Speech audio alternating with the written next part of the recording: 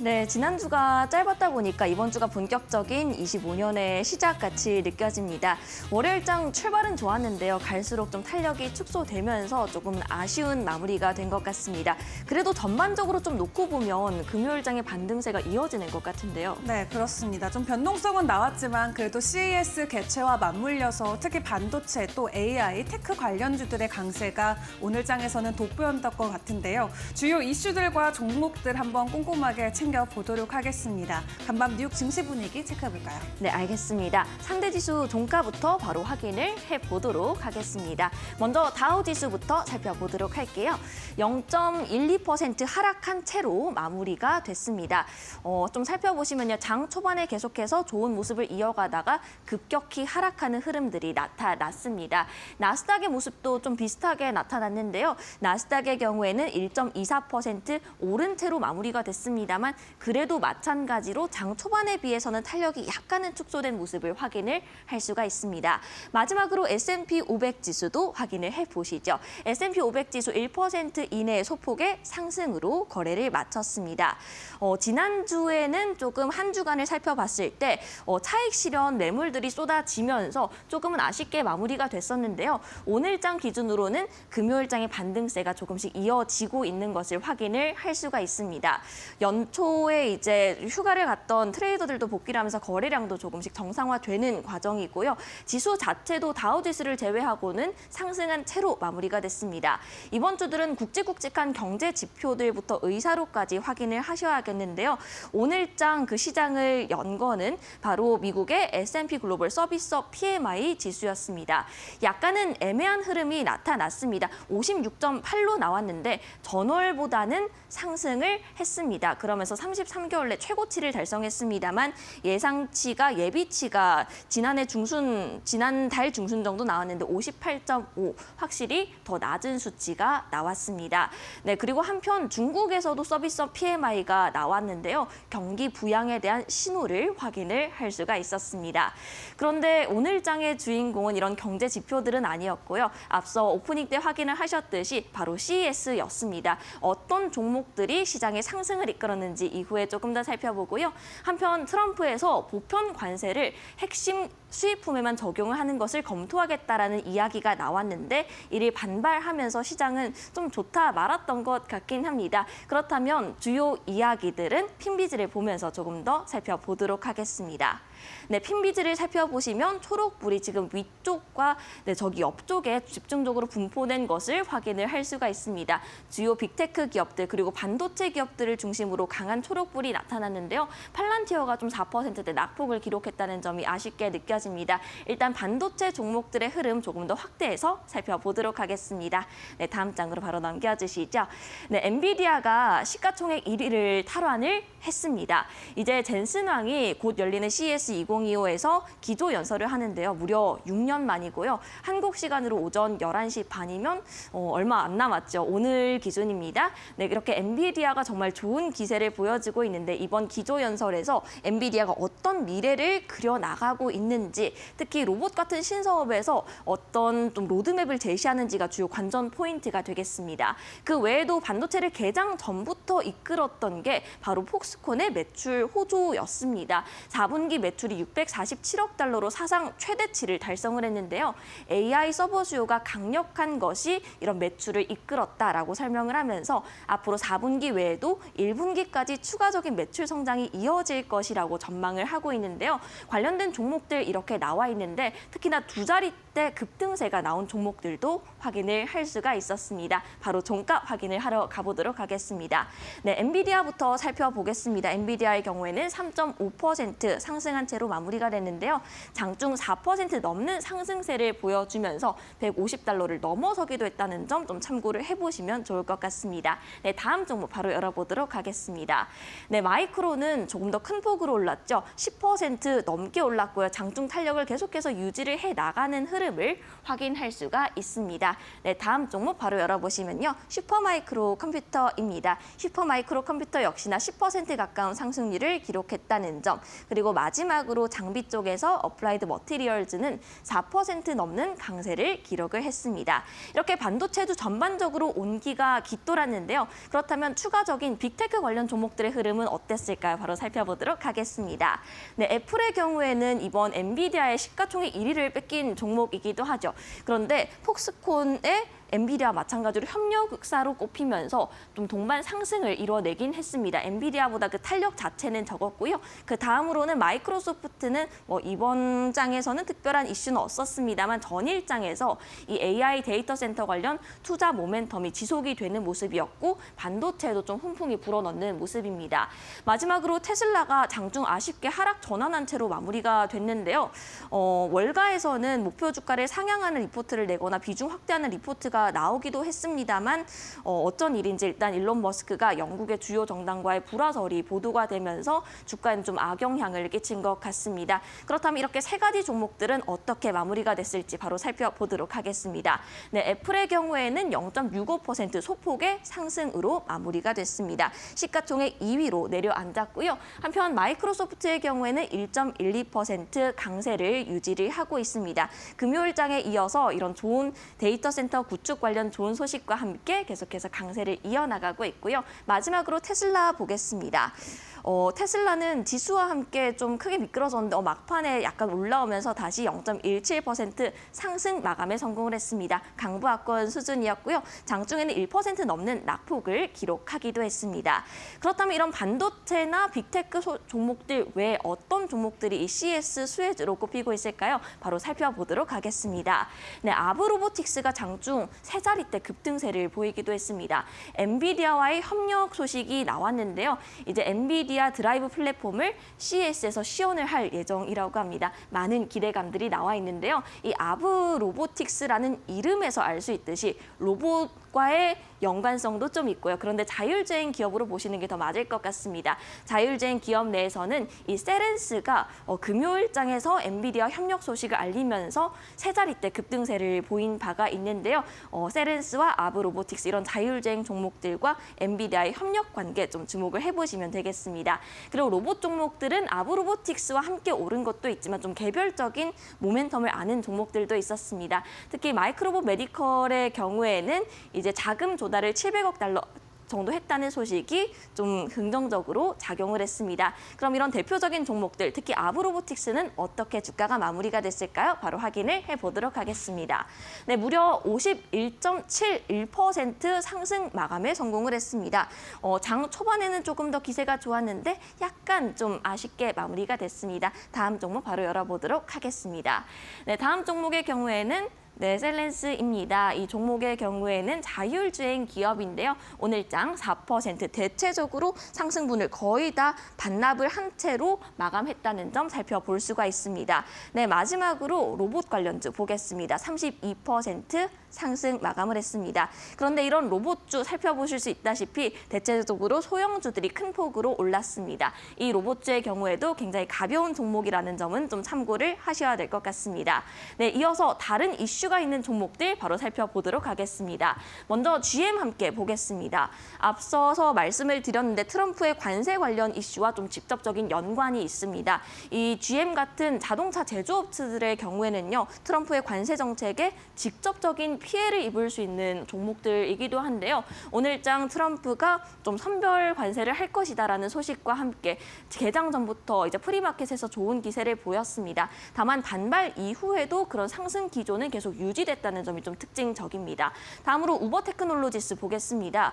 15억 달러 규모 가속 자사주 매입 계약을 뱅크 오브 아메리카와 체결을 했다는 소식이 호재로 작용을 했습니다. 마지막으로 후보 TV가 세 자리대 200% 넘는 급등세를 보였는데요.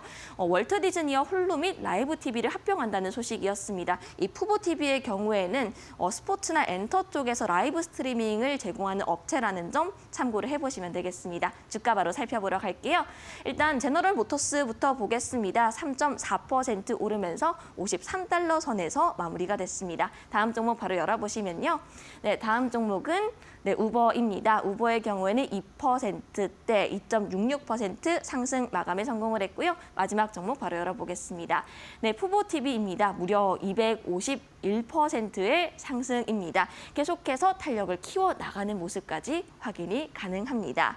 네, 마지막으로 비트코인 관련된 종목들 확인을 해보도록 하겠습니다. 비트코인의 랠리는 계속 이어지고 있습니다. 간밤에도 좀 추가적인 지표를 확인을 할 수가 있었는데요. 무려 10만 달러를 돌파를 했습니다. 지금 4시 기준으로 이렇게 캡처가 되어 있는데요. 장중 10만 2천 달러까지 넘어섰다는 점, 지금은 소폭 하락을 하면서 10만 1,000달러 선에서 움직이고 있다는 점 확인이 가능합니다. 이렇게 관련주들 정리를 좀 해봤으니까요. 어떻게 마무리됐는지 바로 살펴보러 가야겠죠? 바로 알아보도록 하겠습니다. 네, 거래소 쪽에서는 코인베이스가 6%대 강세를 기록했습니다. 네, 그 다음 종목 바로 열어보겠습니다.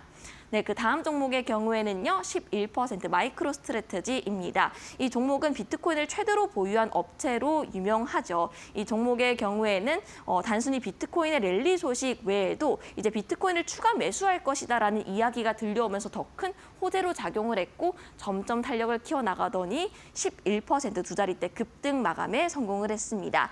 다음으로는 채굴 업체 보겠습니다. 마라홀딩스는 4%대 강세를 기록을 했고요. 마지막 종목 바로 띄워볼까요? 네, 마지막 종목입니다. KULR의 경우에는 마이크로 스트래터지와 비슷한 전략을 쓰면서 좀 주목을 받고 있는 업체인데요. 이 종목의 경우에는 장 초반엔 두 자릿대 급등세까지 나왔지만 이후에 좀 탄력 축소하면서 4.5% 마감했습니다. 네, 이렇게 이어서 국채금리 한번 살펴보도록 하겠습니다. 이번 트럼프 관련 이슈로 인해서 국채금리가 크게 출렁였는데요. 일단 2년물 국채금리부터 보도록 하겠습니다. 0.54% 하락을 했습니다.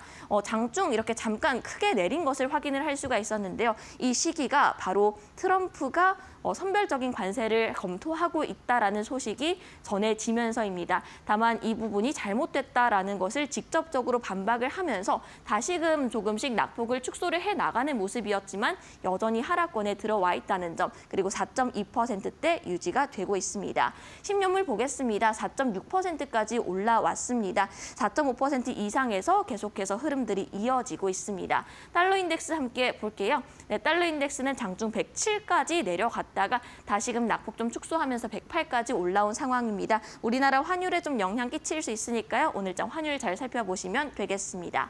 유가 바로 볼게요.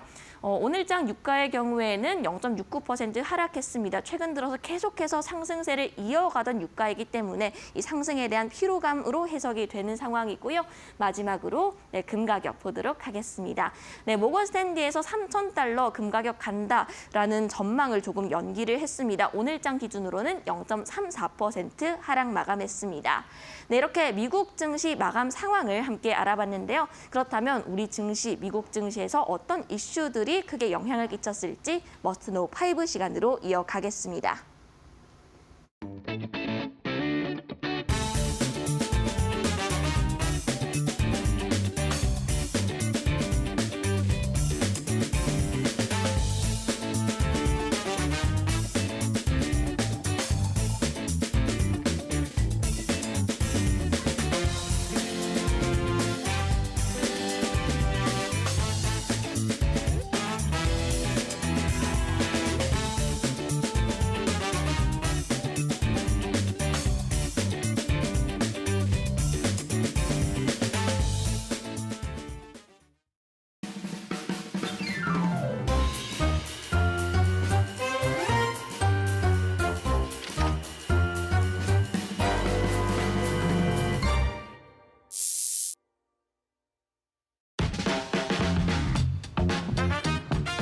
네, 간밤 있었던 주요 외신 헤드라인 함께 확인해보는 머스트 노우 5 시간입니다.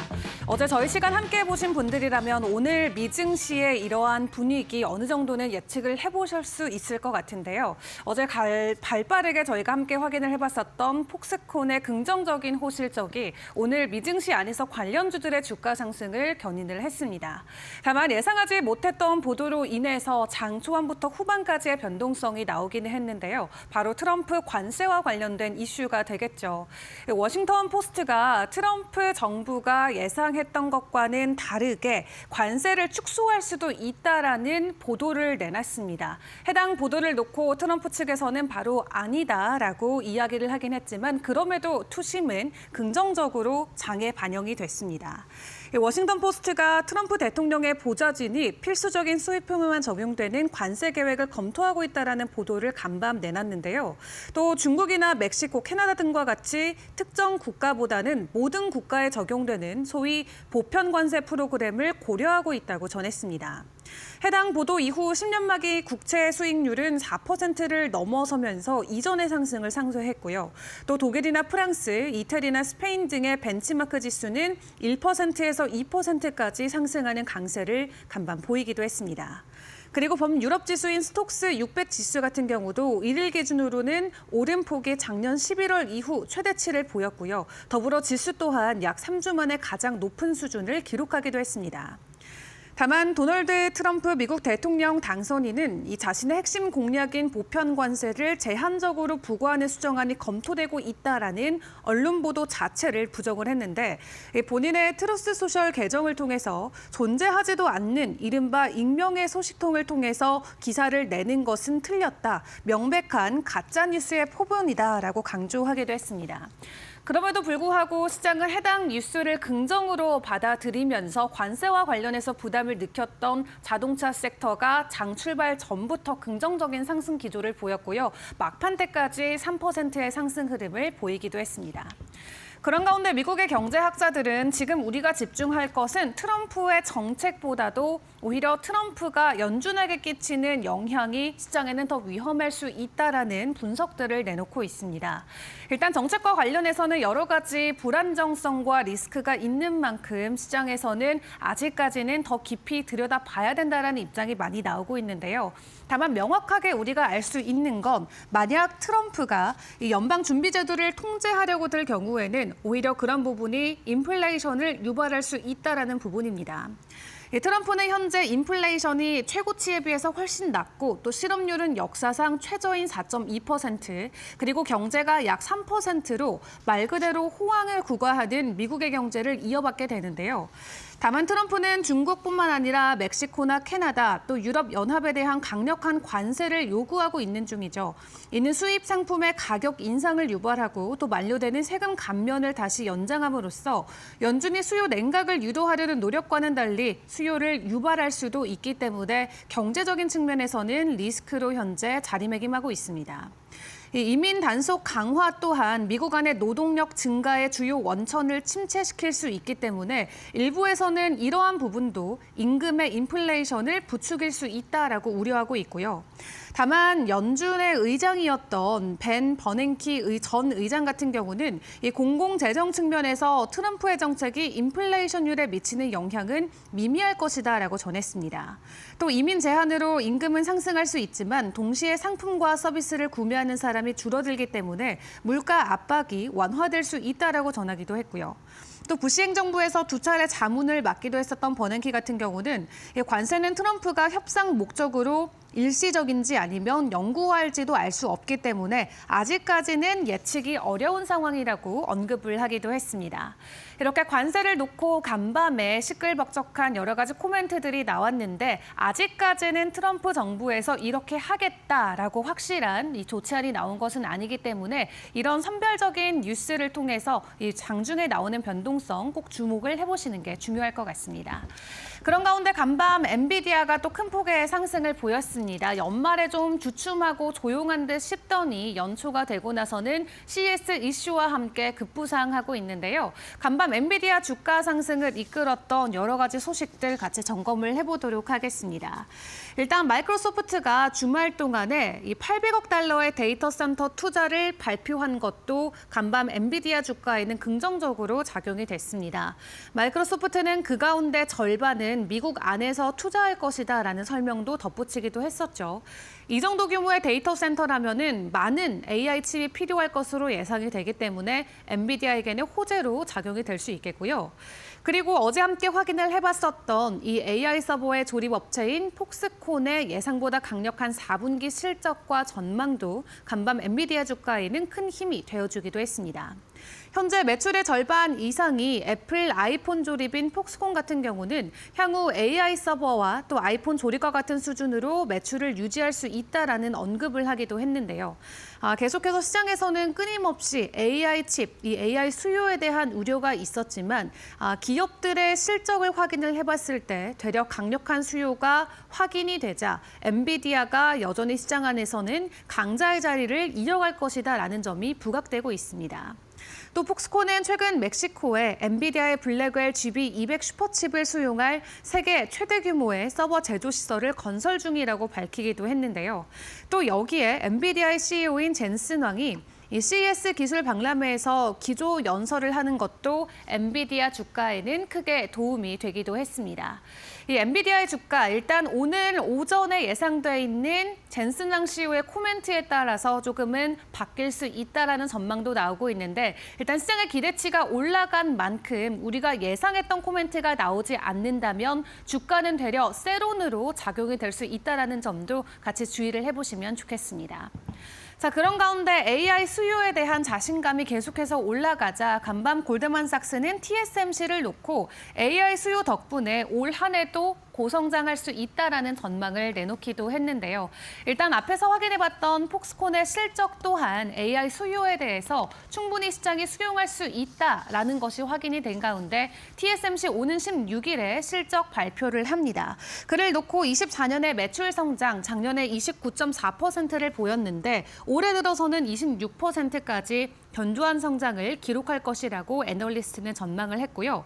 또 AI와 고성능 컴퓨팅 수요에 따른 첨단 공정의 강력한 수요가 뒷받침되는 부분이 앞으로의 실적을 기대해 볼 수 있는 대목이라고 설명하기도 했습니다. 다만 해당 애널리스트는 경쟁사인 삼성전자나 인텔의 첨단 공정 전환이 어려움을 겪고 있기 때문에 TSMC의 경쟁 우위가 더욱더 강화되고 있다라고 평가하기도 했고요. 또 이러한 경쟁 환경 속에서 TSMC는 3나노미터와 5나노미터 공정 그리고 칩본 웨이퍼온 기판 기술의 가격 인상을 통해서 총 이익률이 올해는 60%까지 올라올 수 있다라고 전망을 내놓기도 했습니다. 일단 TSMC에 앞서서 먼저 삼성전자 오는 8일에 잠정 실적 발표를 하게 되는데요. 이 AI 수요와 맞물려서 삼성전자의 기대감은 높은 상황은 아니지만 시장 안에서의 점유율 계속해서 극대화해갈 수 있다라는 긍정적인 전망도 있는 만큼 일단 국내 기업들의 실적도 함께 체크를 해보시면 좋을 것 같습니다. 자, 그런 가운데 비트코인이 간밤 다시 한번 10만 달러 돌파에 나섰습니다. 여전히 긍정적인 가격 전망들이 나오고 있는 가운데 현재 시각 기준으로 비트코인은 전일 대비 3.7% 상승한 10만 2천 달러 선을 지나가고 있는데요. 이렇게 비트코인이 다시 10만 달러 선을 돌파한 것은 지난 12월 이후 2주 만에 다시 반등에 성공해준 모습이고요. 간밤 번스타인의 보고서가 또 비트코인 가격에는 상승의 촉매제가 되어주기도 했는데요. 비트코인이 정부의 적극적인 매입이 없다 하더라도 올해 목표가 20만 달러까지는 가져가도 괜찮다라는 코멘트가 나왔습니다. 현재 부근 대비해서도 2배 이상의 가격 상승이 예상되고 있다로 풀이를 해볼 수가 있겠는데 이러한 긍정적인 월가의 코멘트들 비트코인의 가격 상승을 계속해서 부추기고 있는 모습입니다. 자, 그렇다면 올 한 해 일단 긍정적으로 미증시가 출발하는 분위기는 이어지고 있는데 이 CES 덕분에 올라가고 있는 빅테크 기업들 올 한 해 전반적인 입장과 스탠스 우리는 어떻게 가져가는 게 좋을까요? 웨드부시 증권의 댄 아이브스 애널리스트의 2025년 빅테크 전망에 관련된 의견들을 함께 확인을 해보시죠.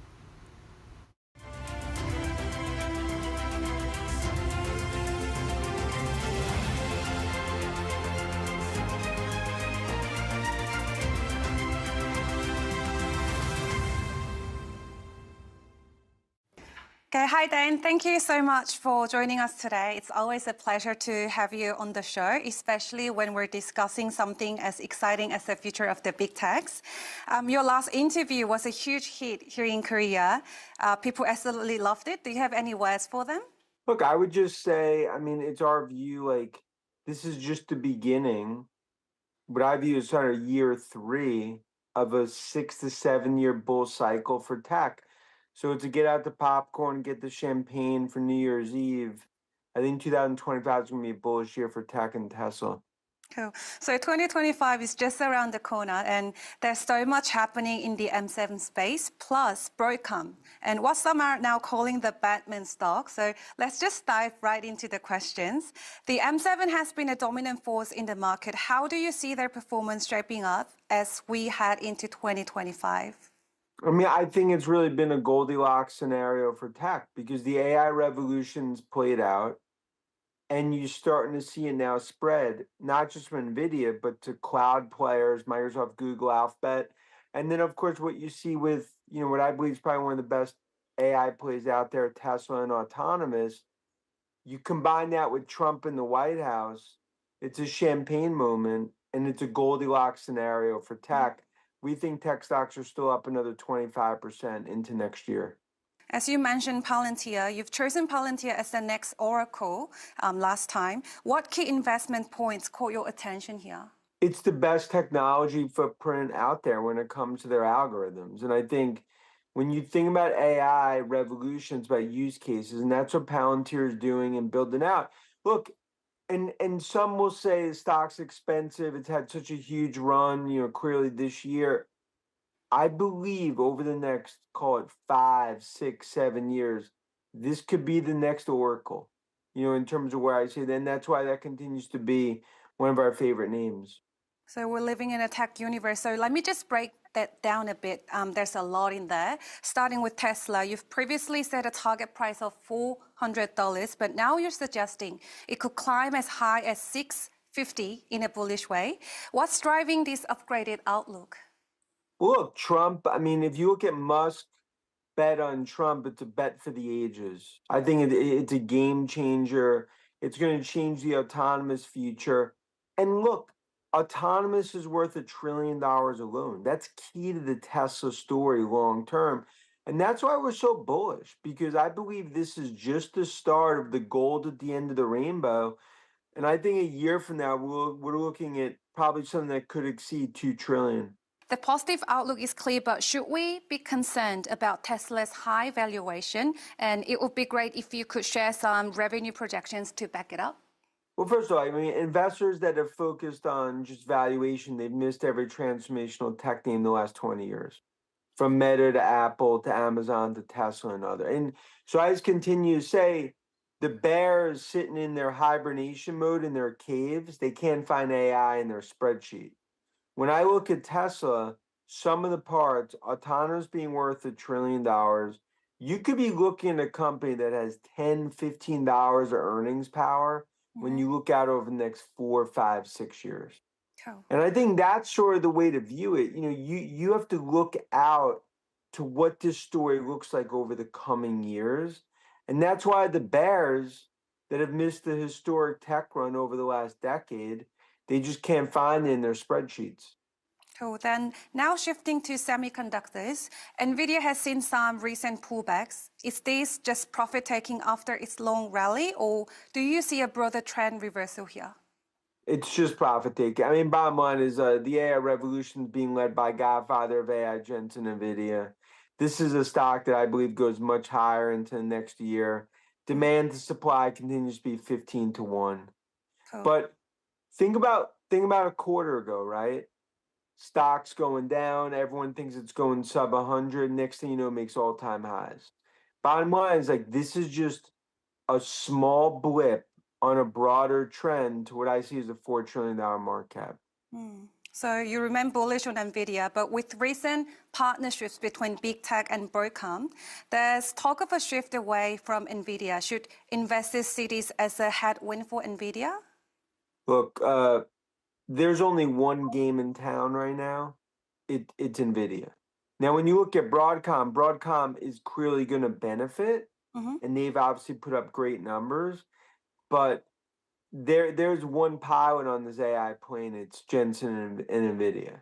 So I don't see that in any way impact. But look at AMD. I think AMD has actually gotten overly sold here.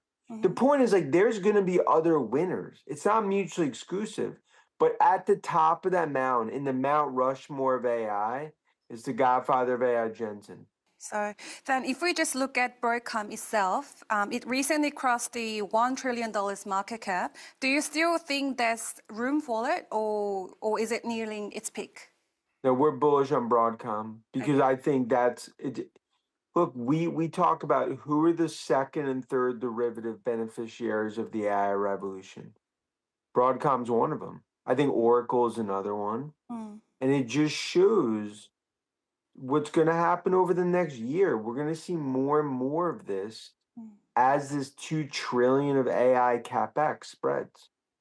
Cool. So speaking of Broadcom then, let's talk about Apple, which is partnering with Broadcom to develop AI server chips. How do you think this collaboration will shape Apple's overall strategy? They're going to own more and more of the supply chain. They're going to own more and more of the AI consumer revolution. And Apple, if you look what they're doing is, I mean, they're essentially building a vertical sort of infrastructure in front of our eyes in terms of what will eventually be their own AI chips.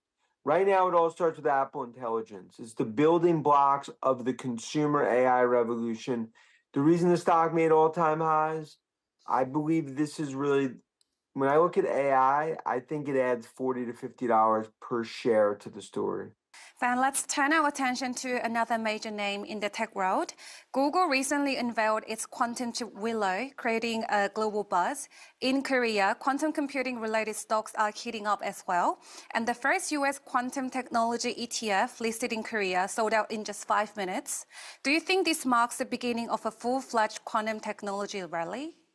I think next 3 years, quantum is going to reach feverish pitch because it's a real technology that's going to ramp. I think there's going to be ways to play it on the pure play, but I believe this is real because it's also, if you look at some of the technology breakthroughs we've seen with Google and with others, it's now starting to hit scale. And now that was the constraining issue in quantum if you look back the last few years, but now they've gotten past that scale piece.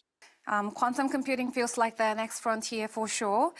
You've predicted that Microsoft will join the $4 trillion club alongside Apple and Nvidia as well. But what's going on with the stock? It's like dramatically underperformed compared to the others and hasn't still hit a new high since the summer. What's holding it back? It's a digestion period. I think it's investors also realizing Google, Amazon will also benefit from the AI revolution and the build out. But when you look at Microsoft, they continue to really own the lion's shares more and more on the enterprise, move toward AI workloads, move toward Copilot. And I think this is another look. Go back a few months ago, think about Alphabet. No one would own that stock. Now look at it today. Go back 2 years ago to Meta, same thing. The point is a lot of times these stocks get mispriced, but those are the opportunities as we've always handheld investors the last few decades. Cool. For lastly, then both Amazon and Meta have been on impressive rallies recently. Do you see more upside ahead for these companies, or what's the case for their continued gains? I mean, if there's a popcorn in the studio, get the popcorn ready. Because I think it's just the start of just a bigger run for Amazon and Meta. They are extremely well positioned when it comes to AI. I think Street's still underestimating the growth. And then when you look specifically at Meta, the advertising model is going to dramatically shift upwards because of AI. So that's the two names that we continue to view as core names to own into next year. So we covered a lot about M7 today, now including Broadcom in the Batman lineup. If you had to name the one standout winner among them for 2025, who would it be and why? It's Tesla, because I think it's probably the best purest play AI name in the market. Between autonomous, AI, robotics, Optimus, and Trump in the White House, the bromance between Trump and Musk, that's just, I think, really creating a very, very game-changing environment for Tesla. So that continues to sort of be what I view as the number one name, if there's one. Okay, then thank you so much for joining us today Thank and you. sharing your expertise with us. I'm sure that our viewers in Korea will be just as excited as I am. We hope to see you soon. Yeah, thank you. Thank you.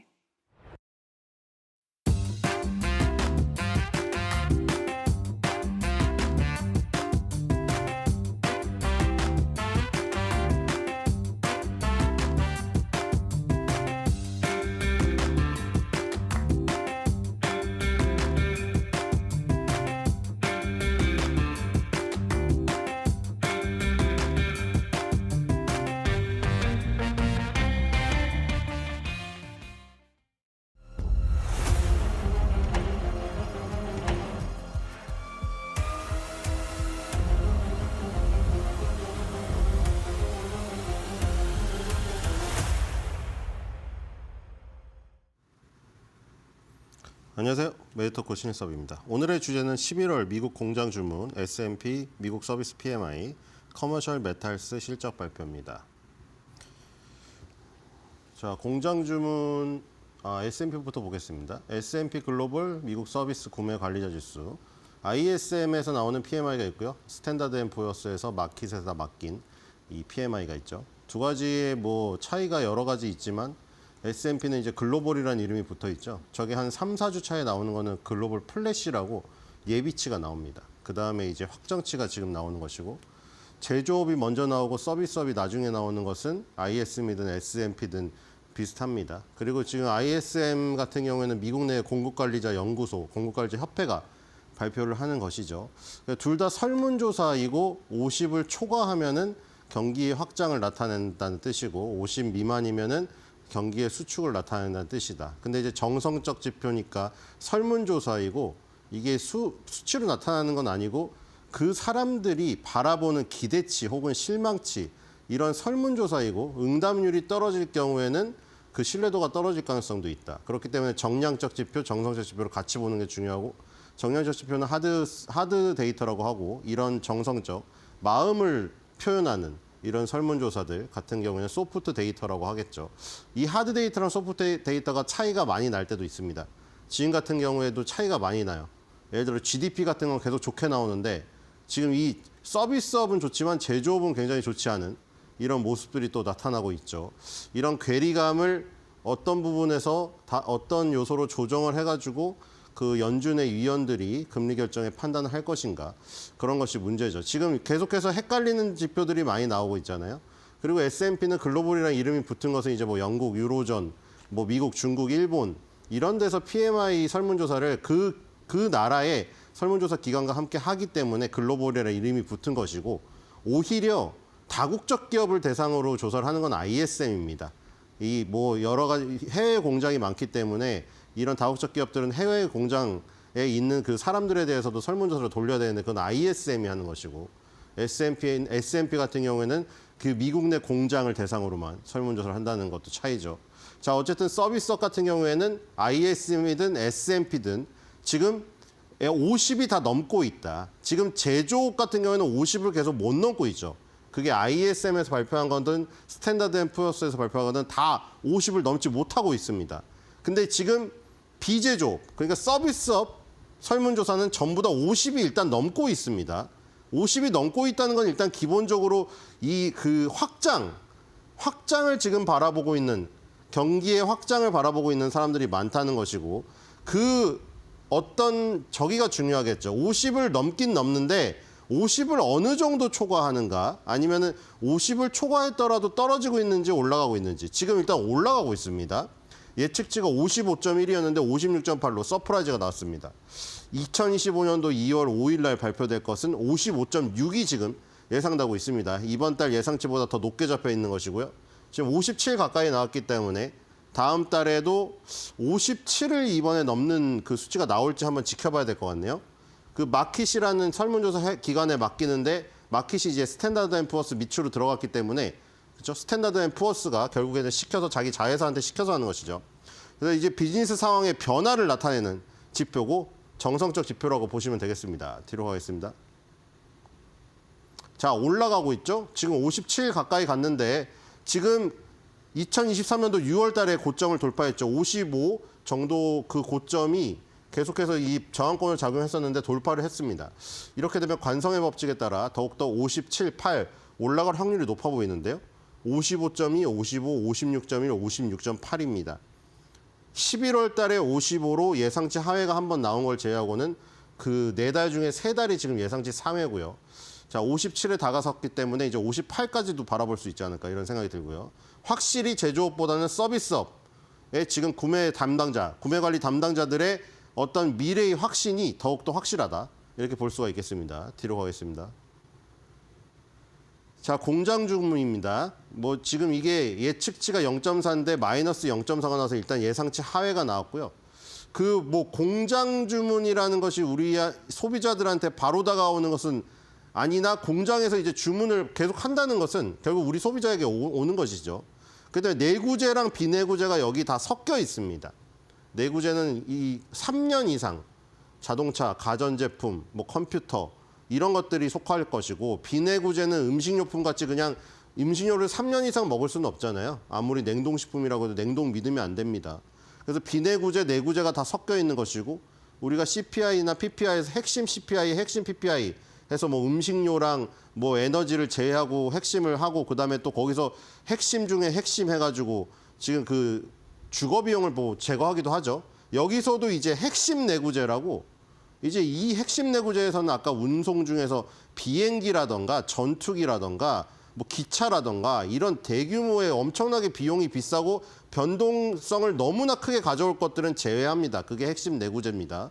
자, 어쨌든 지금 0.4가 예상되었는데 마이너스 0.4가 전달 대비 나왔습니다. 다음 달 예상치는 0.6% 플러스로 나와 있습니다. 자, 뒤로 가겠습니다. 자, 지금 0.4 예상이었는데 오히려 마이너스 0.4가 나와서 0 이하로 가버리는 지금 상황이 발생이 됐고요. 2024년도 8월 달에 깜짝으로 저 엄청나게 높은 수치가 한번 나온 적이 있습니다. 무려 4%가 넘는 5% 정도 되죠. 그게 깜짝으로 나왔다가 지금 다시 0점대로 지금 회귀한 모습이고요. 4달 중에 3달이 지금 예상치 하회가 일단 나왔습니다. 이 플러스를 기록했던 게 저번 달밖에 없고요. 다 마이너스입니다, 지금. 공장 주문은 지금 계속 조치가 전달 대비해서 계속 하락하고 있는 모습이고요. 뒤로 가겠습니다. 자, 보겠습니다. 이 매뉴팩처링 뉴 오더스 신규 주문이죠. 근데 신규 주문이 이 그 YOY 기준으로는 1.9%나 빠졌습니다. 전년 동기 대비해서 1.9%. 그러니까 전년 동기 대비해서 굉장히 좋지 않은 지금 상황이고요. 마이너스 0.4로 지금 예상치 하회가 나온 것도 그렇고 지금 이렇게 되면은 이 2024년도 6월 달 이후에 가장 안 좋은 모습이죠. 가장 안 좋은 모습으로 전년 동기 대비 수치가 나왔고요. 지금 공장 주문이 안 좋은 모습입니다. 자, 뒤로 가겠습니다. 자, 이거는 뉴 오더스 중에 이제 듀러블 구스만 뺀 거죠. 아까 그 공장 주문에서 내구재랑 비내구재가 다 섞여 있다고 하셨잖아요. 근데 내구재가 좀 더 중요할 수 있습니다. 왜냐면 우리가 음식은 안 먹으면 죽으니까 뭐 단식을 하더라도 뭐 2달 이상 하기 힘들지 않습니까? 그리고 뭐 굳이 정말 힘들다고 한다고 해도 뭐 단식을 하는 사람이 어디 있겠어요. 자기 자식들은 먹여 살려야 되기 때문에 음식은 어떻게든 사 먹습니다. 근데 이제 뭐를 줄이겠어요? 맨 처음에. 가전제품, 컴퓨터, 뭐 저기 냉장고, 자동차는 경기가 어려우면은 웬만하면은 낡아서 탈탈 거리더라도 때려서라도 그쵸 고쳐서 쓰죠.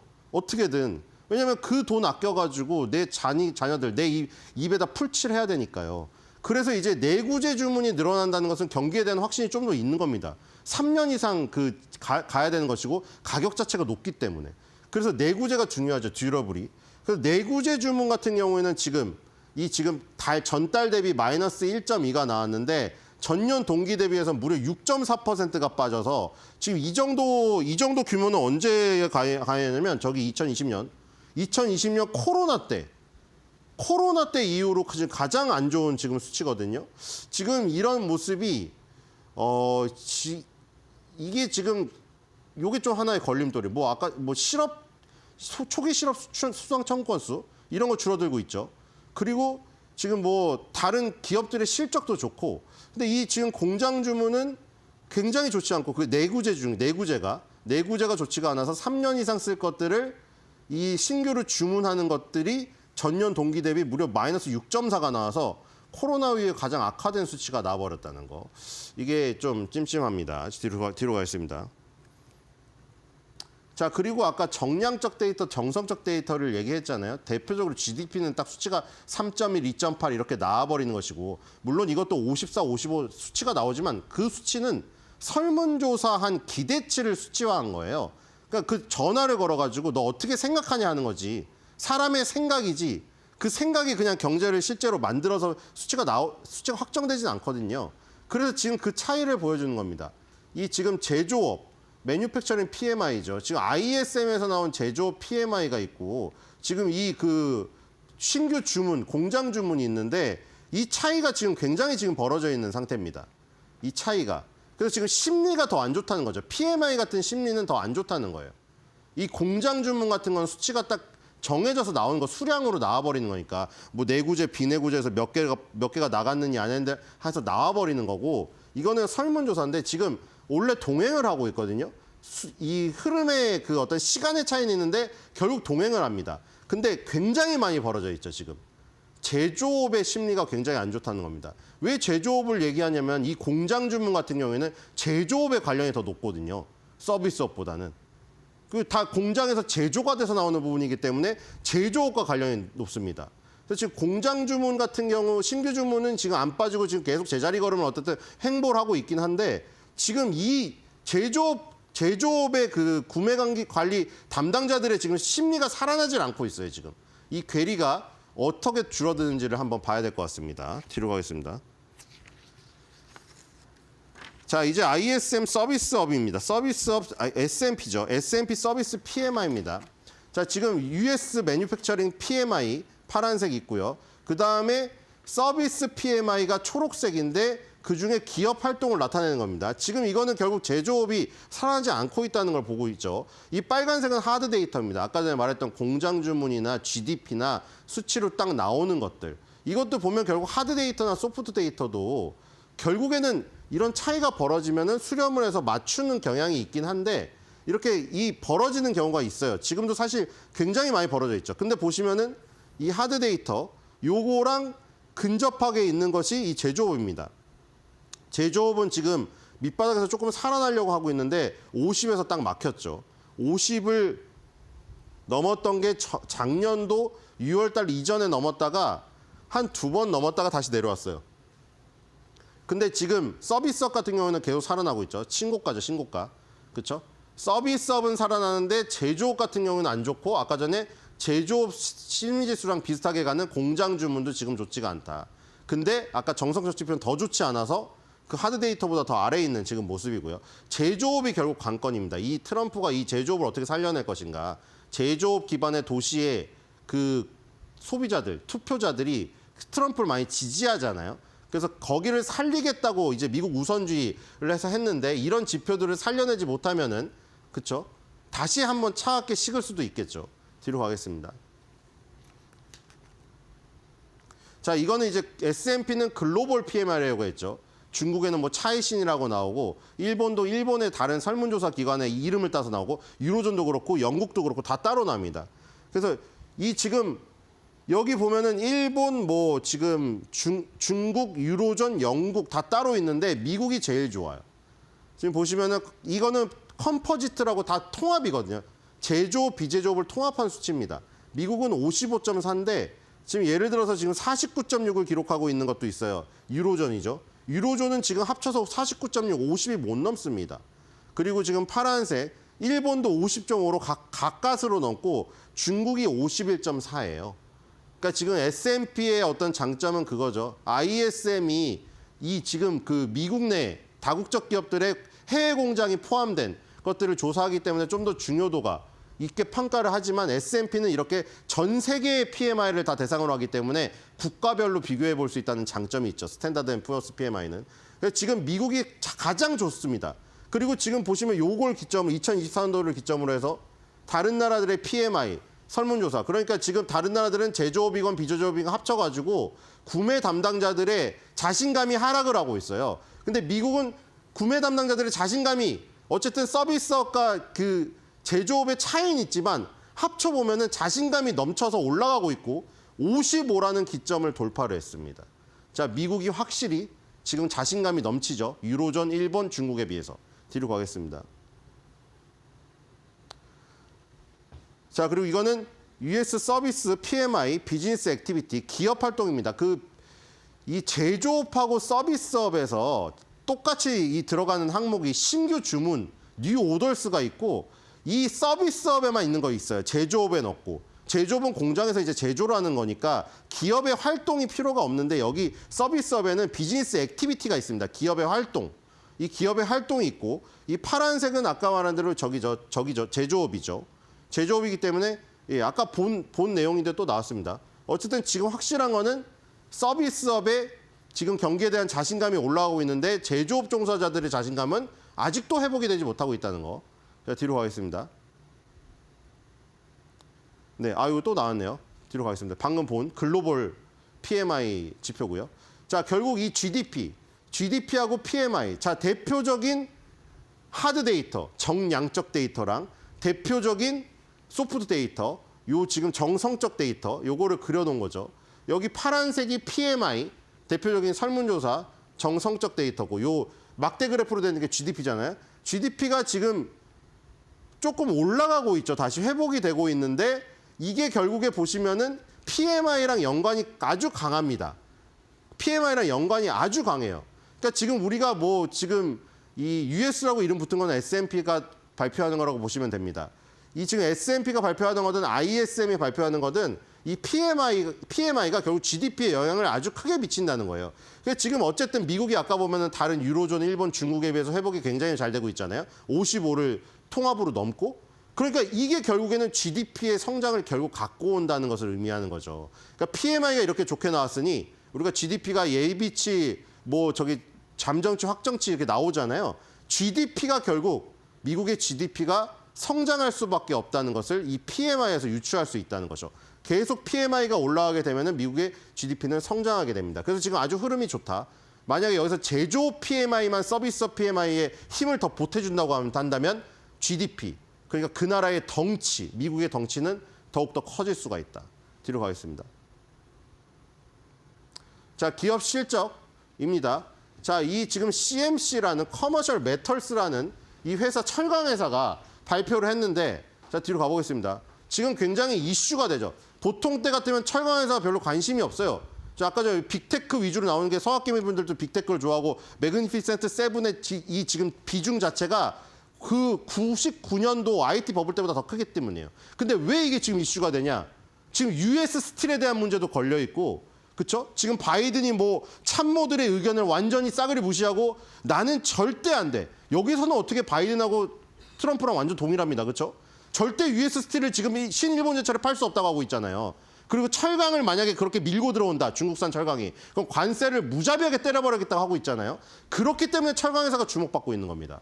자, 이것도 마찬가지고요. 뒤로 가겠습니다. 자, 이 철강 그 회사에 대한 내용입니다. 뒤로 가겠습니다. 이거 보시고요. 자, 이쪽 배당 쪽이 강하고 가치가 굉장히 저평가되어 있고 이 재무제표가 훌륭합니다. 반면에 지금 현재 실적과 미래 실적은 아주 부족한 이런 눈송이 차트의 모습을 볼 수 있는 회사고요. 뒤로 가겠습니다. 자, 커머셜 메탈스의 지금 정리입니다. 골드만삭스 애널리스트가 이런 말을 했어요. 지금 트럼프 2기 정부에서는 미국 철강 기업들에게 유리한 무역 정책이 예상됩니다. 예상될 수밖에 없죠. 트럼프도 지금 US 스틸 절대 판매 금지, 판매를 지금 반대하고 있고 뉴코, 커머셜 메탈스, 클리브랜드 클리프스 이런 기업들에게 성장 기회가 있을 것이다. 그래서 지금 2년간 뉴코는 연평균 15%, 커머셜 메탈스는 연평균 19%, 클리브랜드 클리프스는 연평균 47%의 매출 성장을 골드만삭스에서 예상했습니다. 자, 뒤로 가겠습니다. 네, 29.27% 더 올라야 평균 목표가에 도달되고요. 뒤로 가겠습니다. 네, 홀드 의견입니다. 2바이 5홀드 1셀이고요. 자, 차트만 보고 마무리하도록 하겠습니다. 자, 일봉 차트입니다. 급락했다 다시 올라오고 있고요. 주봉, 월봉을 보겠습니다.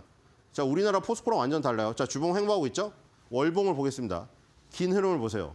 자, 아주 꾸준히 올랐습니다. 그렇죠? 그리고 지금 20개월 선이 다가오고 있죠. 자, 여기서 지금 철강이 굉장히 위기인데 중국산 저가 철강이 치고 올라왔는데도 이 정도의 성과를 보였습니다. 2020년부터 꾸준히 올랐죠. 여기서 만약 트럼프 2기가 들어서 자국 우선주의, 자국 철강을 지키자, 중국산 철강제의 대폭 관세 부과 이런 걸 한다면 커머셜 메탈스에게도 기회가 있다. 이번 분기에는 매출액 어닝 서프라이즈, 주당 순이익은 살짝 하회가 나왔습니다.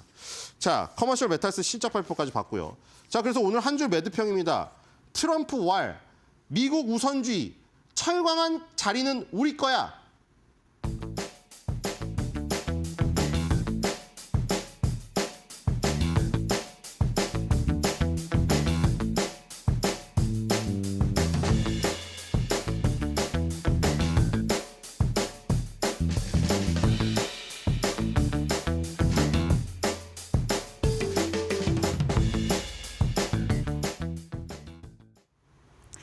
세계 꼴찌의 반전이 어제장에서 나타났습니다. 두 거래일 연속으로 국내 증시가 강한 상승을 보이면서 계엄 수준 전까지 증시가 회복이 된 모습이고요. 어제 코스피가 1.9% 상승하면서 2,488선까지, 코스닥은 1.7% 반등에 성공하면서 717선까지 올라오는 모습을 보였습니다. 이로써 K증시는 이제 새해가 되고 나서 코스피와 코스닥의 지수가 3%에서 5%까지 반등에 성공해준 모습을 볼 수가 있고요. 한국의 제조업 경기나 수출 반등에 대한 기대감과 함께 그동안 워낙 저평가돼 있었던 반도체 그리고 2차 전지와 같은 대형주들 위주로 수급이 돌고 있는 모습을 체크해볼 수가 있었습니다. 또 여기에 CES 이제 오늘 본격적으로 주요 연설들도 나오는 만큼 그 기대감이 어제 수혜주로는 강하게 쏠렸던 하루였고요. 이 기관과 외국인들의 수급 그리고 52주 신고가 종목들만 보더라도 해당 기조를 느껴볼 수가 있겠습니다. 어제 외국인과 기관의 순매수 상위 종목 나란히 SK하이닉스와 삼성전자가 코스피 쪽에는 이름을 올렸고요. 코스닥 같은 경우는 기관 쪽 보시더라면 전부 다 반도체 관련주인 것도 체크를 해보실 수가 있겠습니다. CS와 관련돼서 직접적인 수혜를 받아가고 있는 모습 체크를 해볼 수가 있겠고, 양자 컴퓨팅 관련주들은 어제 이어서 이날장에서도 관련주들이 일제히 상승 흐름이 이어지면서 많은 종목들이 52주 신고가 랠리를 이어가는 모습인데요. 전반적인 섹터와 이슈단에서의 흐름으로 어제장 한판 정리 이어가 보도록 하겠습니다. 일단 어제 양자 컴퓨터 관련주들 그 전에 금요일에서도 4가지 종목이 상한가 안착을 했었는데 어제 월요일 증시에서도 4종목이 양자 컴퓨터 안에서는 상한가에 들어가는 모습이 나왔습니다. 여전히 CES에 대한 기대감과 함께 양자 컴퓨터 시장이 급성장할 수 있다라는 긍정적인 전망치가 관련주들에게는 여전히 강력한 모멘텀으로 자리매김을 하고 있고요.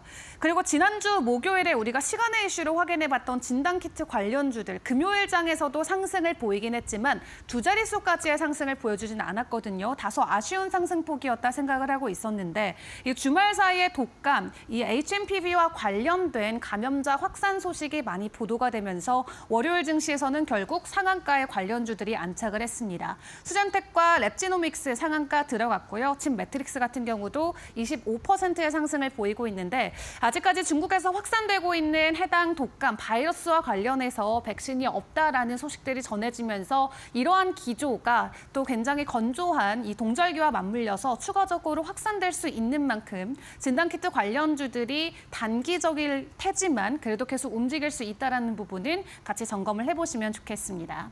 그리고 데이터 센터 관련해서는 마이크로소프트가 주말 사이에 전해왔던 AI 데이터 센터 투자 소식과 맞물려서 관련주들의 주가 상승이 있었고요. 한싹과 모니터랩이 이날장에서는 상한가 안착하기도 했습니다.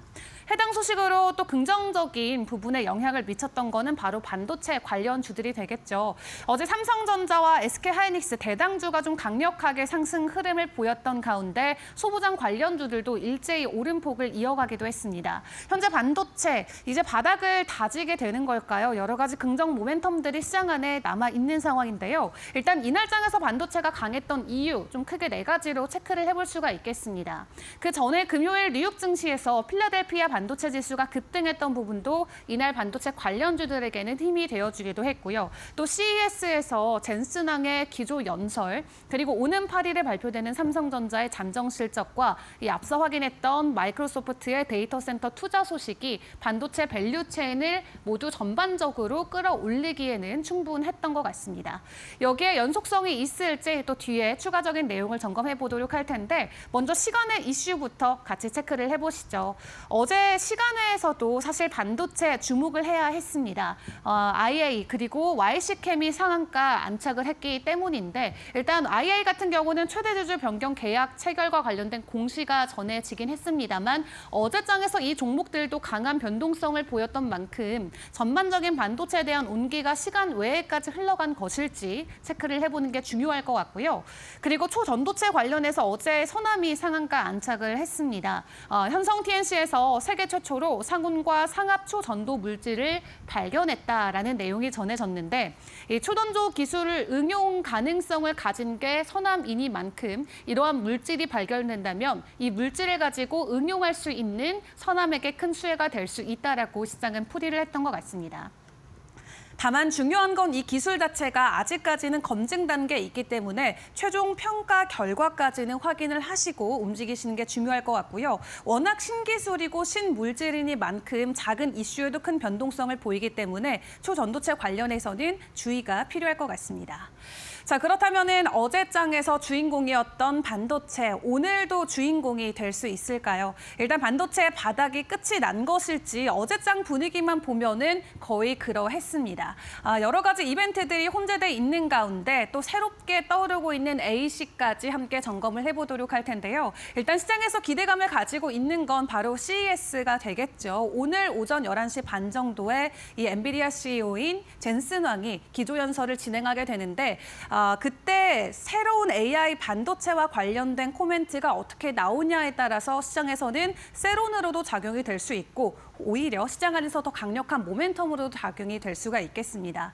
그렇기 때문에 기조 연설의 내용을 점검을 해보시는 게 중요할 것 같고요. 일단 시장에서는 앞으로 HBM과 ASIC을 놓고 봐야 된다라고 이야기를 합니다. 그렇기 때문에 삼성전자와 같은 기업에서는 다소 부담감으로 작용이 될 수 있는 부분일 텐데요. 일단 HBM만 놓고 봤을 때는 여전히 올 한 해 HBM의 호황은 이어질 것이다라고 업계에서는 이야기하고 있습니다. 다만 모건스탠리는 HBM의 승자를 누가 될 것인지를 예측하는 것은 현재 단계에서는 어렵다라고 이야기를 하고 있고요. CT 같은 경우는 글로벌 반도체 종목 중에 꼽자면 SK 하이닉스를 최상위 매수 종목으로 추천하겠다라는 코멘트를 직접적으로 내놓기도 했습니다. 그 외 소부장 관련해서 HBM 관련주들도 추려봤으니까 함께 같이 점검을 해보시면 좋겠고요. 또 새로운 대항마로 떠오르는 ASIC 같은 경우는 올 한 해 또 굉장히 추가적인 수요가 급증할 것으로 시장에 전망을 하고 있습니다. 이것을 담당하고 있는 브로드컴 같은 경우도 이 주문형 반도체인 ASIC의 주문이 올 한 해 동안 급증할 것이다라고 직접적인 코멘트를 내놓기도 했고요. 빅테크 같은 경우는 칩 내재화가 사실상 아직까지는 불가능하기 때문에 대신 만들어주는 파트너십이 필수. 그렇기 때문에 관련해서 최근에 국내에서 부각이 됐던 것은 두산 종목이었고요. 나머지 종목들도 ASIC과 관련된 기술을 가지고 있는 기업들이 국내에 대거 포진이 돼 있는 만큼 관련주들의 변동성 앞으로도 주목을 해보시는 게 중요할 것 같습니다. 다만 반도체 완전한 바닥이 끝났다라고 보기에는 여전히 시장에서 해결할 이슈들이 남아 있기는 합니다. 기존 레거시 수요에 대한 회복 그리고 중국 시장에 대한 진출과 또 트럼프 2기 출범과 관련된 불확실성이 시장에는 변수로 작용이 될 수가 있겠는데요. 기대감이 있는 부분과 여전히 불안감이 있는 부분 어느 쪽의 시장이 더 강한 믿음과 확신을 가질지 시장의 분위기는 매일매일 체크를 해보시는 게 좋겠습니다. 자, 그리고 마지막으로 글로벌 이슈와 일정들도 점검을 해보도록 할 텐데 일단 긍정적인 부분은 간밤에 엔비디아가 다시 한번 역대 최고가 랠리를 갔다라는 게 되겠습니다. 여기에 CES 기조 연설까지 맞물린다면 오늘 반도체 관련주들의 추가적인 급등도 충분히 기대가 되는 부분인데요. 두 달 만에 엔비디아가 역대 최고가 종가를 기록하면서 현재 시장의 기대감을 크게 가져갈 수 있는 하나의 빌미를 제공을 했습니다. 또 오늘 반도체가 기대되는 4가지 이슈들 추가적으로 확인해 볼 수 있는 부분은 어제 먼저 확인을 했습니다만 오늘 미증시에서 폭스콘의 실적을 반영했기 때문에 추가적인 폭스콘에 대한 호실적이 국내 증시에게 연동성이 있을 수 있을지 점검을 해보시고요. 또 16일에 TSMC도 실적 발표를 하는데 지금 골드만삭스 같은 경우는 AI 수요 덕분에 올 한 해 TSMC 여전히 고성장 이어갈 것이다라는 전망을 내놓고 있습니다. 한마디로 긍정적인 호실적이 예상이 된다라는 거고 폭스콘의 호실적에 이어서 TSMC까지 AI 수요가 강력하다라는 것을 입증을 해준다면 이 반도체와 관련된 기대감 올 한 해 동안 계속해서 키워가 볼 수 있을 것 같습니다. 매출 성장률만 놓고 보자면 TSMC 작년에는 29% 정도였는데 올해 들어서는 추가적인 상승이 36%까지 올라올 수 있을 것으로 보여지고 있고요. 또 다른 긍정적인 부분은 트럼프 관세와 관련된 부분입니다. 워싱턴 포스트에서 일단 트럼프 관세가 축소될 수 있다라는 전망이 나왔는데 일단 트럼프가 아니다라고 보도는 부인을 했습니다. 그럼에도 증시에서는 긍정적으로 해당 이슈를 반영하면서 간밤 뉴욕 증시에서 기술주와 자동차 관련주들이 강한 상승을 보였고요. 무엇보다도 국내 증시에 또 긍정적인 영향을 끼칠 것은 바로 환율이 되겠습니다. 되겠습니다. 달러 자체가 내려가는 모습이 나왔는데 인덱스가 0.6% 정도 하락을 했거든요. 주요국 통화 대비해서 달러의 강세가 주춤했다라는 부분은 오늘 환율 수혜와 관련돼서 긍정적인 종목들이 나올 수 있다라는 거 미리 체크를 해보시면 좋겠습니다. 오늘부터 시작되는 CES 일정, 일단 시장은 당분간은 CES에 집중을 할 수밖에 없겠습니다. 다음 주에는 JP모건 헬스케어 컨퍼런스도 집중이 돼 있겠지만 오늘부터 본격적으로 나올 수 있는 긍정 이슈들 CES와 맞물려서 저희가 또 실시간으로 여러 종목들 소개를 해드리도록 할 테니까요. 일단 오늘의 개장 상황도 이데일리 TV와 함께 꼼꼼한 전략 세워보시길 바라겠습니다.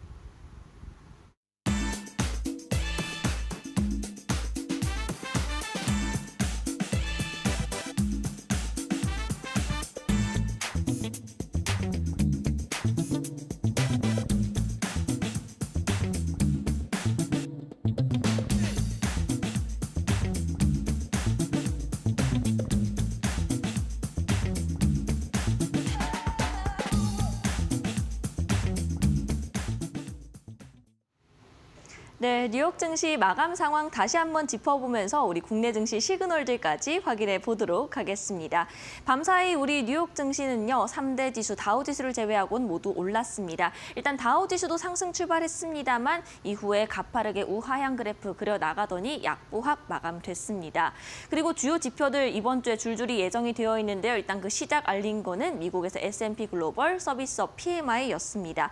56.8로 나왔는데 전월 대비해선 올랐는데 12월에 나온 예비치에 비교해서는 확실히 줄어든 모습 확인할 수가 있습니다. 그리고 중국에서 나온 PMI를 통해서 서비스업이 확장 국면이다라는 것이 확인이 가능하겠죠.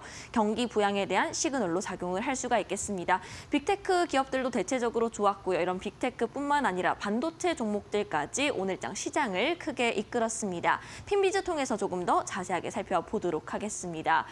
특히나 이제 저 왼쪽에 있는 엔비디아나 반도체 종목들의 강한 초록불을 확인을 할 수가 있는데요. 조금 더 확대를 해서 반도체에 대한 이야기로 넘어가 보겠습니다.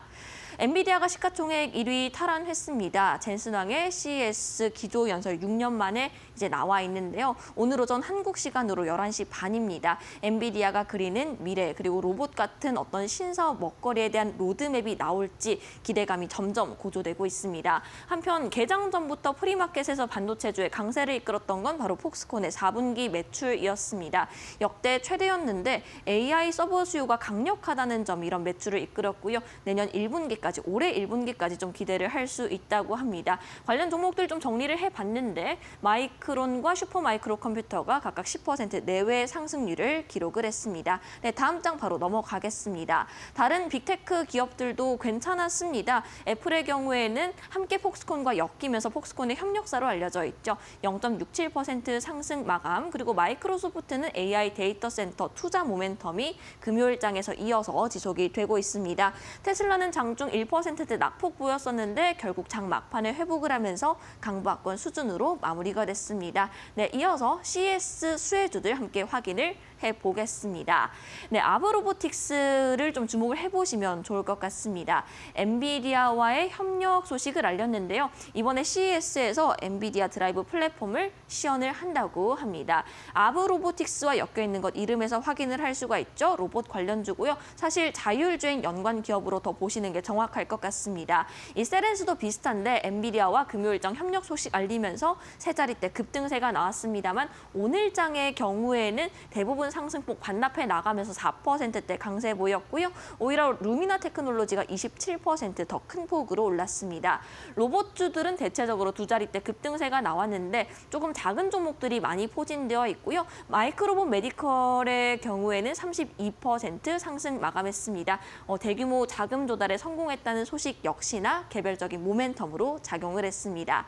이어서 추가적인 이야기들 함께 확인을 해보시죠. 비트코인이 10만 달러 돌파를 했습니다. 굉장히 큰 지표 중 하나가 되겠는데요. 일단 간밤 기준으로 살펴봤을 때 이렇게 급격한 상승세가 포착이 되고 있습니다. 장중 10만 2천 달러까지 넘게 올라서다가 현재가 기준으로는 10만 1,000달러 선에서 움직이고 있습니다. 관련 종목들 거래소 쪽에서는 코인베이스가 6% 올랐고요. 마이크로 스트래터지의 경우에는 비트코인 추가적으로 매수를 할 수 있다라는 소식과 함께 두 자릿대 상승세가 나왔습니다. 마라홀딩스 채굴 기업이죠. 4% 올랐고요. KULR은 마이크로 스트래터지의 전략을 그대로 가져오는 기업으로 주목을 받고 있습니다. 이 경우에는 4.52% 올랐습니다. 그리고 이번 장에서 좀 주목을 해보셔야 할 것이 바로 관세 관련 이슈가 되겠습니다. 개장 전에 여러 가지 이야기들이 오갔는데요. 일단 워싱턴 포스트에서 트럼프 차기 행정부는 보편적 관세 계획을 특정 산업 분야에만 한정할 것이다라는 보도가 나오면서 시장이 좀 환호하는 분위기가 나왔습니다. 그런데 개장 직전 한 11시 15분경에 트럼프가 이 내용을 정확하게 반박을 했습니다. 워싱턴 포스트가 보도한 내용은 가짜 뉴스다. 관세 정책 완화나 축소 의도는 없다라고 했는데요. 이와 함께 미국에서 국채 금리 그리고 달러 인덱스가 함께 연동돼서 움직였죠. 일단 10년물 국채 금리 대표적으로 좀 가져왔습니다. 한 4시 반 기준으로 집계가 되어 있는 상황인데요. 소식이 워싱턴 포스트를 통해서 보도된 이후 급격하게 내리다가 다시 한번 회복하는 흐름들이 나타나고 있습니다. 10년물 국채 금리의 경우에는 오늘장 기준으로는 소폭의 상승세를 보였고요. 달러 인덱스는 마찬가지로 내림세를 기록을 했다가 낙폭을 축소했지만 여전히 하락권에 진입을 해 있는 상황입니다. 0.6% 정도 내리면서 현재 108선에서 움직이고 있습니다. 그렇다면 오늘 장에선 어떤 이야기들 눈여겨보면 좋을지 하나씩 열어보도록 하겠습니다. 앞서 말씀드렸던 달러 인덱스입니다. 장중 107까지 하락을 했다가 현재 구간 108까지 올라왔습니다. 우리 국내 증시에서 환율 움직임 주목을 하시면서 오늘 장에서도 코스피에서 외국인의 수급이 들어올 수 있을지 보시면 되겠습니다. 그렇다면 개별 종목들, 테마들은 어떤 부분에 집중을 하면 좋을까요? 일단 엔비디아가 시가총액 1위 탈환을 했잖아요. 반도체주 강세 이어질까요? 일단 어제장 기준으로는 SK하이닉스가 10% 가까이 오르면서 19만 닉스 뚫었고요. 20만 닉스 코앞에 두고 있습니다. 오늘장 20만 닉스도 돌파할 수 있을지 좀 주목을 해보셔야겠습니다. 그런데 이런 CES 효과를 얻을 수 있는 건 미국에서 반도체뿐만이 아니었고요. 간밤에 로봇이나 자율주행 쪽도 큰 폭으로 올랐습니다. 국내외로 이제 CES 수혜주 찾기에 좀 적극적으로 나선 모습인데 이제 젠슨왕 이제 기조 연설도 나와 있으니까 반도체도 눈여겨 보시면 좋겠고 외에도 미국에서 훈풍받은 로봇이나 자율주행 쪽도 함께 주목해 보시면 되겠습니다. 그리고 마지막으로 비트코인의 질주가 계속해서 이어지고 있습니다. 이제 10만 달러 돌파했다고 앞서 말씀을 드렸죠. 국내 암호화폐주 랠리 계속해서 지속이 될까요? 이런 부분들까지 체크를 하시면서 우리 국내 증시 개장 상황 잘 준비를 해보시면 좋겠습니다. 지금까지 뉴욕 증시 마감 상황 전해드렸습니다.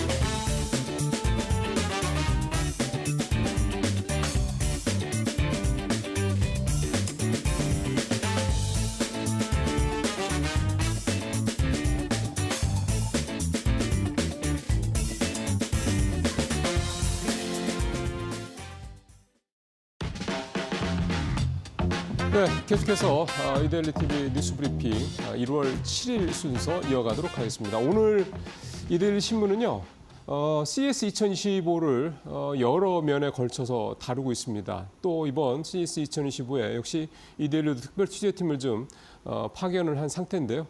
아직 오픈 전이기 때문에 현재 취재팀이 현장을 돌아다니면서 좀 분위기가 어떤지 이런 부분들을 좀 주로 다룬 내용들, 약간 르포 느낌이죠. 그런 기사들이 오늘 여러 군데 올라와 있습니다. 자, 첫 번째 오늘 그래서 준비한 소식은요. 이데일리 5면에 나와 있는 기사입니다. 피부 타입 알려주는 거울, 치매 환자 돌보는 로봇, AI, 삶 속으로 다이빙.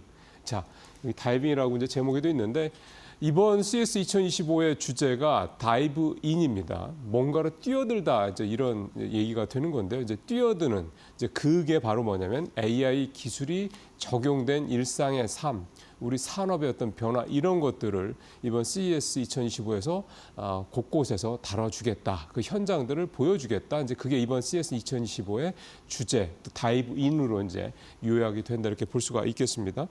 표를 하나 좀 준비한 거를 기사 내용에서 보면은요. 이번 CES 2025에서 AI가 이제 구체적으로 적용된 산업에 대한 내용들이 좀 담겨 있는데요. 뭐 다양하게 있지만 이제 신문에서는 디지털 헬스케어. 이 디지털 헬스케어라는 거는 기존 헬스케어, 뭐 바이오 이쪽에 AI 기술이 적용된 거를 이제 디지털 헬스케어라고 이번에 명명을 하더군요. 그래서 디지털 헬스케어 부분하고 뭐 당연히 로봇이죠. 그다음에 양자 컴퓨팅 이런 세 부분을 좀 집중해서 좀 보고 있는데요. 보시다시피 이제 삼성전자도 저렇게 있고요. 일본 업체들도 있고 특히 이제 일본의 시세이도는 대표적인 화장품 업체죠. 이 회사 같은 경우가 이제 걸음걸이 뷰티 측정 시스템에 이런 기술을 AI 기술이 적용된 이제 산업이 이제 기술이겠죠. 이런 거를 이번에 선보인다고 합니다. 대만의 스타트업 같은 경우는 스마트 거울, 그러니까 거울을 내가 보면 당신 심장에 문제가 있어, 당신 심장 튼튼해 이렇게 알려주는 뭐 심지어 그런 뭐 거울까지 나올 정도고 삼성도 이런 거울형 디스플레이로 피부가 상태가 어떤지를 진단하는 그런 기술을 선보인다고 합니다. 오른쪽으로 로봇도 있죠. 중국 TCL은 가정용 로봇을 이제 선보일 예정인데 마침 또 이 TCL이라는 이 중국 업체는 삼성전자 바로 옆에 그 부스를 만들었다고 하더군요. 굉장히 크게 만들었고 그 문 앞에다가 부스 앞에다가 로봇을 설치해서 어쨌든 시선을 또 끌려고 하고 있다. 뭐 이런 얘기도 우리 이데일리 기자가 기사에 좀 전하고 있습니다. 일본 뭐 대화형 AI, 뭐 미국 톰, 뭐 치매 환자를 위한 반려 로봇이 되겠네요. 그다음에 리얼 로보틱스, 차세 휴머노이드 로봇 등등등 로봇도 있고 많고요. 양자 컴퓨팅은 이미 이제 종목들이 이제 많이 알려져 있죠. IBM, 퀀텀, 퀀티넘, 아이온큐 이런 회사들이 참가하고 있다. 이번 CES 2025는 이제 현지 시간으로 7일, 그러니까 우리 시간 오늘 밤이 되겠죠. 열려서 10일까지 진행이 좀 됩니다. 어쨌든 작년에는 생성형 AI라는 게 도입이 돼서 이게 이제 어떤 역할을 한다. 그래서 AI 서버라든가 또 작년 하반기에는 AI 소프트웨어, 팔란티어가 대표적이죠. 이런 회사들이 좀 각광을 받고 주목을 받고 했었는데 올해부터는 이 CES 2025에서 보여주는 대로 이 AI 기술이 실제 인간의 삶에 그리고 각 산업에 적용이 돼서 어떤 식으로 진보를 시킬 것이냐, 생산성을 높일 것이냐 이쪽으로 이제 분위기가 가고 있다라는 거. 점점점 AI가 이제 스며들고 있다라는 느낌을 이번 CES 2025가 보여주고 있다 이렇게 정리를 해볼 수가 있겠습니다. 자, 두 번째 기사는 증권명 기사입니다. 당연히 이렇게 CES 2025 이건 뭐 매년 그렇습니다. 다음 주에 열리는 JP모건 헬스케어 컨퍼런스도 그렇고 1월에 또 열리는 MWC도 그렇고 등등등 이런 대형 어떤 그런 이벤트가 있을 때마다 항상 관련주 찾기 주식시장에서 늘 벌어집니다. 이번에도 역시 당연한 거고요. 앞서 세 가지 포인트를 이제 이데일리 신문에서도 표에서 다뤘었는데 디지털 헬스, 양자 컴퓨터, 로봇 이렇게였죠. 그런 관련주들이 이제 시장에서 현재 이미 각광을 좀 받고 있는 그런 모습입니다. 어제 같은 경우 이 아이윈 플러스, 바이오로그 디바이스, 이런 회사들 이게 이제 양자 컴퓨팅 관련 회사인데 이런 회사들은 상한가를 기록을 했고 ICTK 같은 회사도 20% 넘게 급등하는 그런 모습을 좀 보였는데요. 일단 현재까지 상황을 봤을 때는 양자 컴퓨팅 관련주들이 작년 말부터 어쨌든 뜨겁습니다. 그 CES 2025에도 그대로 반영이 되고 있고 특히 CES 2025에서 이렇게 양자 컴퓨팅이 별도의 섹션으로 이렇게 분리가 돼서 새로 테마가 추가가 된 거죠. 게다가 이런 행사들은 대부분 관련 기업들이 뭐 전 세계에서 모이기 때문에 당연히 비즈니스를 서로 논의하는 미팅들이 굉장히 빈번하게 이루어집니다. 그럼 당연히 거기에서 양자 컴퓨팅 관련된 이런 사업에 대한 비즈니스에 대한 어떤 그런 구체성들이 좀 가시화가 될 수도 있다. 이런 어떤 기대감들이 좀 작용을 하고 있다. 이렇게 좀 볼 수가 있는 거고요. 그럼에도 불구하고 역시 CES 2025의 핵심은 AI입니다. 왜 그러냐면 일단 7일 날, 그러니까 이번 열리면 이제 기조연설을 젠슨 황 엔비디아 CEO가 맡게 돼 있는데요. 그래서 그런지 최근에 엔비디아 주가가 계속 오르고 있고요. 어제 우리 시장에서는 어제도 그렇고 그제도 그렇습니다만 SK하이닉스를 중심으로 해서 소위 말하는 HBM 관련주들이 급등하는 모습을 보여주고 있습니다. 소부장주들이 이제 대부분 어제 좋은 모습을 보인 것도 그런 이유라고 볼 수가 있겠고 SK하이닉스는 이제 그런 어떤 기대감에 부응을 하기 위해서 HBM3 16단 이게 좀 세계 최초로 개발한 거죠. 이거 샘플을 이번에 공개하겠다 이렇게 얘기도 좀 하고 있습니다. 이제 중요한 거는 이제 투자 전략이죠. 사실 이런 종목들이 특히 양자 컴퓨팅이나 로봇 관련주들은 많이 올랐습니다. 반면에 이들 기업들은 뭐 사실 뚜렷한 재무적인 어떤 성과가 나타나고 있는 것도 별로 없습니다. 그러니까 기대감이 이제 먼저 움직여서 주가를 끌어올리고 있다. 뭐 일반적인 그런 모습이죠. 그러니까 이거를 장기 투자하는 게 과연 적절하냐에 대한 여부, 이 부분에 대해서 오늘 증권면에서 좀 자세히 다루고 있는데요. 단기 급등에 대한 부분은 가격 부담이 분명히 있으니까 추격 매수하는 것에 대해서는 일단 신중할 필요가 있다. 이렇게 얘기를 좀 하고 있고요. 확실하게 저평가되어 있거나 또는 뭔가 확실한 어떤 그런 성장성을 갖고 있는 이런 회사들 중심으로 일단 살펴보는 게 중요하다. 이렇게 얘기를 하고 있습니다. 자, 그다음에 오늘 시장 전체 얘기도 좀 해봐야 되겠습니다. 이달 들어서 사실은 장이 뭐 이제 4일째죠. 거래 기준으로는 이제 4일밖에 안 됐습니다. 1월 2일 날, 3일 날, 지난주 이틀. 이번 주 이제 어제까지 3일 열렸고 오늘이 이제 4일째 들어가는 건데 지난 3일간의 장 분위기를 보면 이게 뭔가 좀 분위기가 좀 달라지려나라는 기대감을 낳을 법합니다. 어제 같은 경우 코스피가 또 코스닥보다 더 많이 올랐죠. 최근에는 코스닥이 좀 더 코스피보다 많이 올랐는데 어제는 또 코스피가 더 오르는 모습을 보였습니다. 표 한번 먼저 보죠. 작년 12월 표입니다. 파란 색깔 막대 그래프가 이제 코스피고 대형주고 그다음에 빨간색 막대 그래프가 소형주. 대형주는 이제 시가총액 1위부터 100위까지고 소형주는 301위 이상을 이제 그 이하로 되는 시가총액 기준으로 된 종목들을 소형주라고 하는데 보시는 것처럼 작년 12월만 놓고 보면 대형주가 부진했죠. 올 들어서 보면 거꾸로 됐습니다. 대형주가 소형주보다 더 앞서가는 모습을 보였습니다. 실제로 어제만 하더라도 SK하이닉스가 10% 이렇게 급등을 하는 그런 모습을 좀 10% 가까이 올랐죠. 장중에는 뭐 그 이상도 올랐었고요. 삼성전자도 어제 좀 올랐고 대형주들이 어제 확실히 좀 많이 움직이는 모습들을 보였습니다. 이유는 역시 수급입니다. 그중에서도 좀 외국인 수급 문제였는데요. 어제 같은 경우 외국인이 SK하이닉스, 삼성전자를 매수하는 그런 모습들이 좀 나타났고요. 반도체 중심으로 외국인들 순매수가 좀 이틀째 이어지는 그런 모습들이 나타나고 있습니다. 반면에 앞서 보셨던 지난달 같은 경우, 12월 달 같은 경우는 외국인들이 대형주들을 집중적으로 좀 매도를 했죠. 특히 3조 원 정도 넘게 매도를 한 가운데 2조 원이 삼성전자 한 종목에 또 집중될 정도였습니다. 삼성전자가 이번 주 들어서 새해 들어서 조금 나아지고 있기는 합니다만 조금 더 지켜봐야 될 문제긴 한데 SK하이닉스가 날아가는 걸 생각하면 조금 더 상대적인 열애감, 소외감을 좀 느낄 것 같긴 합니다. 외국인이 이렇게 갑자기 뭐 변화를 보이는 거는 일단 전체 시장 자체가 좀 많이 이제 밸류에이션이 낮아졌다라는 그런 부분도 있을 거고요. 또 하나는 그제 ISM 제조업 지수가 괜찮게 나왔다는 것. 또 하나가 오늘 이제 새벽에 전해졌습니다. 폭스콘의 역대 최대 실적 그 배경이 AI 서버 수요 집중 뭐 이렇게 연결이 되다 보니까 이 반도체와 반도체 소부장 관련주들에 대한 관심이 좀 더 이제 이어지지 않겠느냐. 엔비디아도 오늘 또 많이 올랐죠. 이런 부분들이 계속해서 외국인들 순매수의 어떤 부분으로 이어질 수 있다는 여지도 나오고요. 또 아침에 이제 우리 이제 앵커들이 전해드렸습니다만 월스트리트 저널의 기사 그러니까 미국 트럼프 2기 정부가 보편 과세가 아니라 선별 과세를 할 수도 있다. 이제 그러다 보니까 환율이 조금 더 압박이 좀 덜해질 것 같습니다. 그래서 원달러 환율이 오늘 좀 더 떨어질 수 있다고 그러면 이 부분도 역시 외국인들이 돌아올 수 있는 또 밑바탕을 좀 깔아줄 수 있는 그런 기대감이 되고 있습니다. 오늘 마지막 얘기는 태양광 얘기를 좀 해보려고 그러는데요. 이 얘기는 아마 태양광 얘기는 제가 이 코너 맡고 나서 처음 하는 게 아닌가 싶습니다.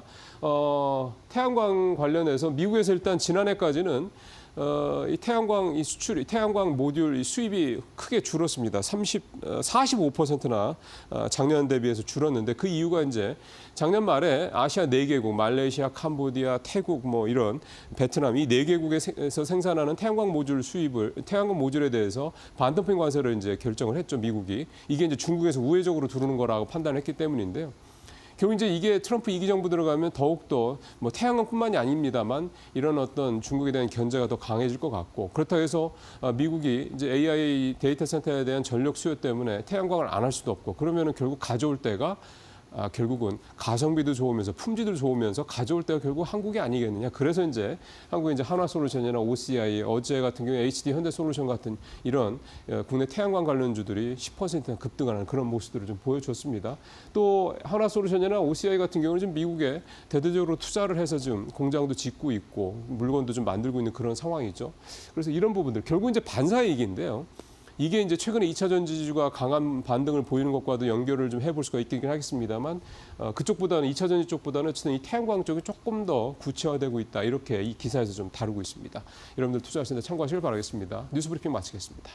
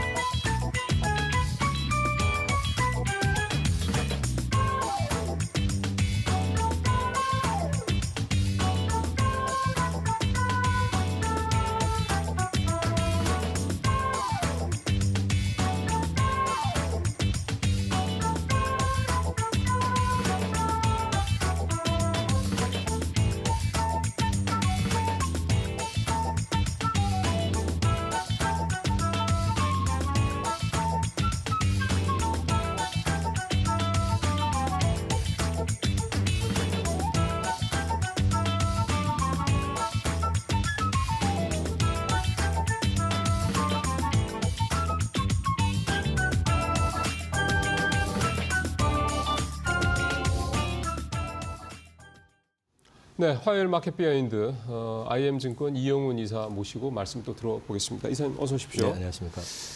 요즘에 뉴욕 증시는 보면은 나스닥은 진짜 독야청청이네요. 다우는 오늘 조금 막판에 좀 이렇게 내려가는 모습을 보였고 오늘 폭스콘 얘기도 좀 나왔고 지난주에는 이제 ISM 제조업 지수 괜찮게 나온 것도 좀 있었고 등등등. 그러니까 그렇습니다. 오늘도 나스닥 막 1.1% 넘게 또 급등하는 모습을 좀 네. 보였고요. 엔비디아 오늘 굉장히 또 많이 올랐더라고요. 테슬라는 또 좀 떨어졌는데 오늘 시장 뭐 좀 간단히 총평을 해주시면 어떻게 보십니까, 뉴욕 시장? 말씀하신 것처럼 뭐 폭스콘 관련된 부분이 일단 증시를 견인하는데 이제 특히 AI 반도체 쪽으로 이제 영향을 준 게 맞고요. 네. 그다음에 이제 장 시작하기 전에 어저께 한 밤 8시 전에 해가지고 이제 그 기사 아닌 기사가 워싱턴 포스트에서 났던 것 같은데 이제 트럼프 행정부가 그 관세 관련해 가지고 모든 나라에 적용을 하되 모든 분야를 적용하는 게 아니라 이제 적용하는 분야는 일부 제한된 쪽에나만 이제 관세를 검토한다라는 식으로 그러니까 얘기를 해서 보편 관세가 아니라 네네. 선별 관세 이렇게 된다. 그렇게 하다 보니까 이제 거기에 대한 기대감 때문에 이제 달러 인덱스가 급락을 하면서 예. 우리나라 원화도 이제 급등했죠. 그러니까 원화 가치가 올라갔죠. 그 1,450원대로 예. 내려오고 그 다음에 전체적으로 장 자체가 강하게 이제 플러스 반전을 했는데 이거는 저기 트루소셜이라고 하는 그 트럼프 소유하고 있는 SNS 계정에 있죠. 예. 공식적으로는 이제 오보다 가짜 뉴스다라고 이제 얘기를 했습니다. 그게 트럼프가 직접 얘기한 거예요? 네, 그 자기 SNS에다가. 트럼프는 이게 가짜 뉴스다. 근데 이제 시장 같은 경우는 일단 여전히 그 매수 심리가 강하다라는 게 어쨌든 호재에 굉장히 강하게 반응을 하고 있기 때문에 그렇죠. 거기다가 또 CES가 시작이 되면은 또 젠슨왕이 또 기조연설을 할 거고 기조연설을 통해 가지고 분명히 또 AI라든지 뭐 휴머노이드 로봇 관련된 거라든지 지금 핫한 이슈와 관련된 것들 그게 결국은 또 다 빅테크하고 연결이 되기 그렇죠. 때문에 오늘은 그 부분에 대해서는 뭐 굉장히 강한 매수세가 들어왔다라고 이제 말씀을 드려야 될 것 같고요. 네. 좀 부럽네요, 그냥. 그 보면은 미국 증시를 쳐다보고 있으면 좀 부럽다는 생각밖에는 들질 않습니다. 맞습니다. 사실은 이사님 말처럼 그렇게 부럽다라는 말씀을 하신 분들이 참 여러 계십니다. 저랑 같이 방송하신 분들 그러시지만 그 기사나 인터뷰 같은 걸 보면 참 미국은 부럽다 이렇게 얘기를 하는 분들이 참 많다는 생각이 좀 드는데 그러면 일단은 이 보편 관세가 선별 관세로 트럼프 정부가 2기가 출범을 하면 바뀔 수 있다라는 거에 대한 거는 너무 기대감을 가지고 이게 진짜 기정사실화야 된다 이렇게 지금 현재로서는 생각하는 거는 좀 접어야 되겠군요. 뭐 가짜 뉴스 관련해 가지고 미국이나 한국이나 뭐 마찬가지인 것 같아요. 그리고 이제 워낙에 트럼프 변수가 크다 보니까 트럼프가 지금 이제 지행하려고 하는 어떤 정책의 노이즈가 크다 보니까 그것과 관련해 가지고 또 흘리기성으로 해가지고 시장에 또 반응을 떠본 걸 수도 있고 네. 그렇기 때문에 이게 진짜 실제로 그 선별 관세를 할지 안 할지는 막상 돼봐야지 알 것 같거든요. 그렇죠. 근데 이제 너무 이제 시장이 그 부분을 우려하고 있다 보니까 뭐 반응을 떠보는 걸 수도 있고 또 한편에서는 또 또 이런 걸 흘리기로 해가지고 또 어떤 다른 목적을 가지고 또 하는 걸 수도 있고 한데 어쨌든 지금 종잡을 수가 없네요. 네, 트럼프 본인 자체는 관세와 관련해 가지고는 좀 진심인 느낌을 좀 보여준 것 같습니다. 그러니까 사실은 뭐 그 사무장관도 뭐 그 관세와 관련돼서 명확한 입장을 이미 갖고 있는 마이클 로트니가 이 양반을 지명한 것 사실 그런 측면에서 봤을 때는 관세 정책이 이게 후퇴할 가능성이 굉장히 높다. 또 이렇게 너무 미리 판단하시는 거는 조금 이를 수도 있다. 이 부분 일단 좀 정리를 하고 다음으로 좀 넘어가겠습니다. 뉴욕 시장 뭐 간단히 총평 말씀을 들었습니다만 어쨌든 최근에 뉴욕 시장에서 CS 2025 관련해서도 뭐 그렇긴 합니다만 어제도 그렇고 그제도 그렇고 반도체 주들이 상당히 좀 좋은 모습을 보이고 있다. 이것만큼은 분명한 것 같습니다. 그래서 지수도 상당히 좀 반등을 하고 있고요. 외국인 순매수도 뭐 몇천억 이단위는 아니긴 한데 어쨌든 들어오고 있고 어떻게 보고 계세요? 지난주 금요일 날 지수가 급반전을 했었죠. 그렇죠. 대량 매수가 들어오고. 그래서 그 이유가 뭐냐 해가지고 저도 여기저기 확인을 해보고 안테나를 돌려봤는데 사실 명확하게 답을 줄 수 있는 건 없고요. 다만 이제 작년 12월 20일 날 주가가 한번 우리나라가 크게 출렁인 적이 있습니다. 그렇죠. 그게 이제 그날 환율도 원화도 또 급등하고 난리가 났었는데 그때 이제 돌았던 노이즈가 뭐였었냐면 국가 신용등급 관련된 얘기였었거든요. 우리가 떨어질 수 있다 이거잖아요. 네네. 그게 이제 뭐 독일하고 프랑스하고 우리가 이제 대상이 될 가능성이 있다 해가지고 그때 일부 외국인들이 좀 주식을 팔면서 소위 말해서 이제 매도 포지션 걸어놨던 부분들을 갖다가 이제 지난주 금요일 날 되감은 거 아니냐. 그러니까 국가 신용도 노이즈가 어느 정도는 좀 이제 잦아드는 분위기인 거 아니냐라고 해서 이제 돌려놨다고 한다면 어저께 증시 급반전에 대한 것은 저도 이제 주말에 곰곰이 생각을 해보고 여러 가지 자료를 보다 보면서 느꼈던 거 하나가 저도 이제 그 시행은 못했습니다. 그래놓고 하이닉스 주가가 생각보다 너무 빠졌었던 것 같다. 그게 무슨 얘기냐면은 이 HBM 관련해 가지고 하이닉스가 사실상 독점인 거는 다 알고 있는 사실인데 이 HBM의 수요가 공교롭게도 지난주 금요일부터 시작해 가지고 테슬라도 HBM4 관련해 가지고 테스트 요청이 들어오고 또 뭐 우리가 알고 있는 엔비디아를 제외하고도 여러 업체들이 결국은 HBM4 수요에 대한 부분들을 계속 언급을 하고 있다는 점에서 결국에는 이쪽 시장 자체가 하이닉스 중심으로 해서 당분간 계속 돌아가지 않을까. 거기다가 더해서 덧붙인다고 그러면 삼성 관련해 가지고는 삼성이 결국에는 납품은 할지 모르겠지만 정상적인 어떤 납품을 통해 가지고 경쟁이 아니라 서브적인 느낌으로 가는 그런 분위기다 보니까 이렇게 된다 그러면은 하이닉스가 생각보다 수혜를 크게 받을 수 있겠구나라는 생각을 저는 했는데 하기는 막상 주가가 갭으로 출발을 해버리니까 그 전날 금요일 날 급등하고 또 갭으로 출발하니까 저도 손이 잘 안 나가더라고요. 그래서 사야겠다 생각을 하셨는데 고민이 돼가지고 그냥 지켜보다 말았는데 이제 제가 이 말씀을 드리는 거는 하이닉스 주가 흐름이 향후 우리나라 증시의 어떤 향배를 결정할 요인이 될 가능성이 있어 보입니다. 저게 진정성 있는 매수세라고 한다면 조금 더 상반기 특히 이제 지금 증시 자체가 좀 반등의 여력이 조금 더 나올 수도 있을 것 같고 저게 일회성으로 그치는 거라고 한다면은 뭐 여전히 그냥 지수보다는 종목에 의해서 이제 움직이는 개별 종목장이 될 가능성이 높지 않을까 좀 그렇게 보고 있습니다. 저도 좀 계속 기사를 저도 하루 종일 기사를 보는 편이긴 합니다만 그런 기사들도 있고요. 그 칼럼에도 그런 내용도 좀 있는 것 같습니다. 지금 우리나라의 대표주가 시가총액 기준으로는 당연히 삼성전자인데 그게 이번에 바뀔 수도 있다. 지금 이사님 말씀을 들어보니 그러니까 시총 1위가 이제 삼성전자가 아니라 SK하이닉스가 될 수도 있다. 이런 어떤 가능성을 제기하는 그런 목소리들이 있더라고요. 그렇게까지도 생각해 볼 수 있을 거다 이렇게 보세요? 지금 삼성전자는 하이닉스보다 나은 거는 돈을 많이 가지고 있다는 거 외에는 없습니다. 경쟁적인 측면에서 봤을 때 지금 하이닉스 대비해 가지고 반도체 쪽에서는 경쟁력을 상당히 많이 지금 상실한 상태거든요. 그렇죠. 근데 이제 이게 초기이기 때문에 어떤 식이든 간에 이제 달라붙어 가지고 빨리 따라붙으면 괜찮은데 그게 아니라 이게 질질 만약에 흘러내리는 분위기가 연출이 된다고 그러면은 삼성은 그냥 오로지 시장에 기대감만 주다가 결국 가가지고 제대로 반응을 하지 못하는 그런 모습으로 끝이 날 가능성도 없지 않아 있어 보이거든요.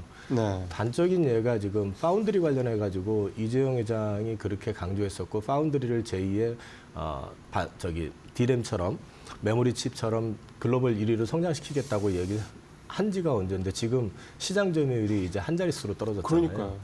근데 지금 실제로 지금도 요즘도 최근에 기사를 보면은 수율이 좀 뭐 사나노나 이런 쪽에서 많이 올라왔다 얘기가 나오는데 수율이 중요한 게 아니라 고객 확보에 대한 얘기가 나와야 되는데 안 나오고 있다는 얘기죠. 네. 자, D램 그다음에 HBM 관련해 가지고도 지금 이제 3 관련해 가지고 퀄 테스트 통과의 기대감을 높여놨었지만 결국은 작년 연말까지 아무 얘기가 약속을 없었습니다. 못 지킨 거예요. 이게 지금 처음이 아니라 2분기 때도 맞아요. 컨퍼런스 콜에서도 그랬었잖아요. 네.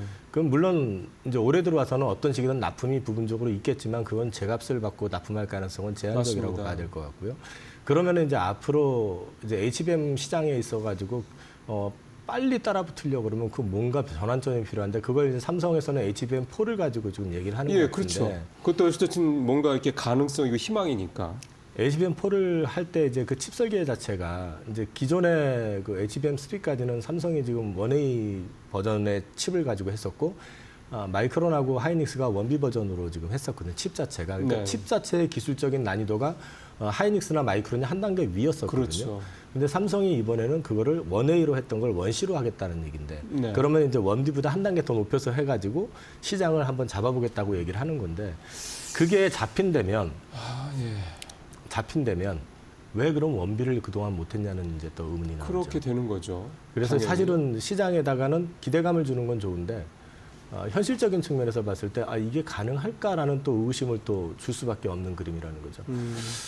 그러니까 안타까운 얘기긴 한데 그렇다고 해서 삼성전자가 된다 안 된다를 말씀드리는 건 아니고요. 삼성전자는 지금 사실 밸류에이션으로 놓고 보면은 지금 여태까지 경험해보지 못한 숫자에 와 있기 때문에 그렇죠. 여기서 뭐 추가적으로 다시 급락해가지고 박살날 거다 이런 얘기는 아닙니다. 그리고 네.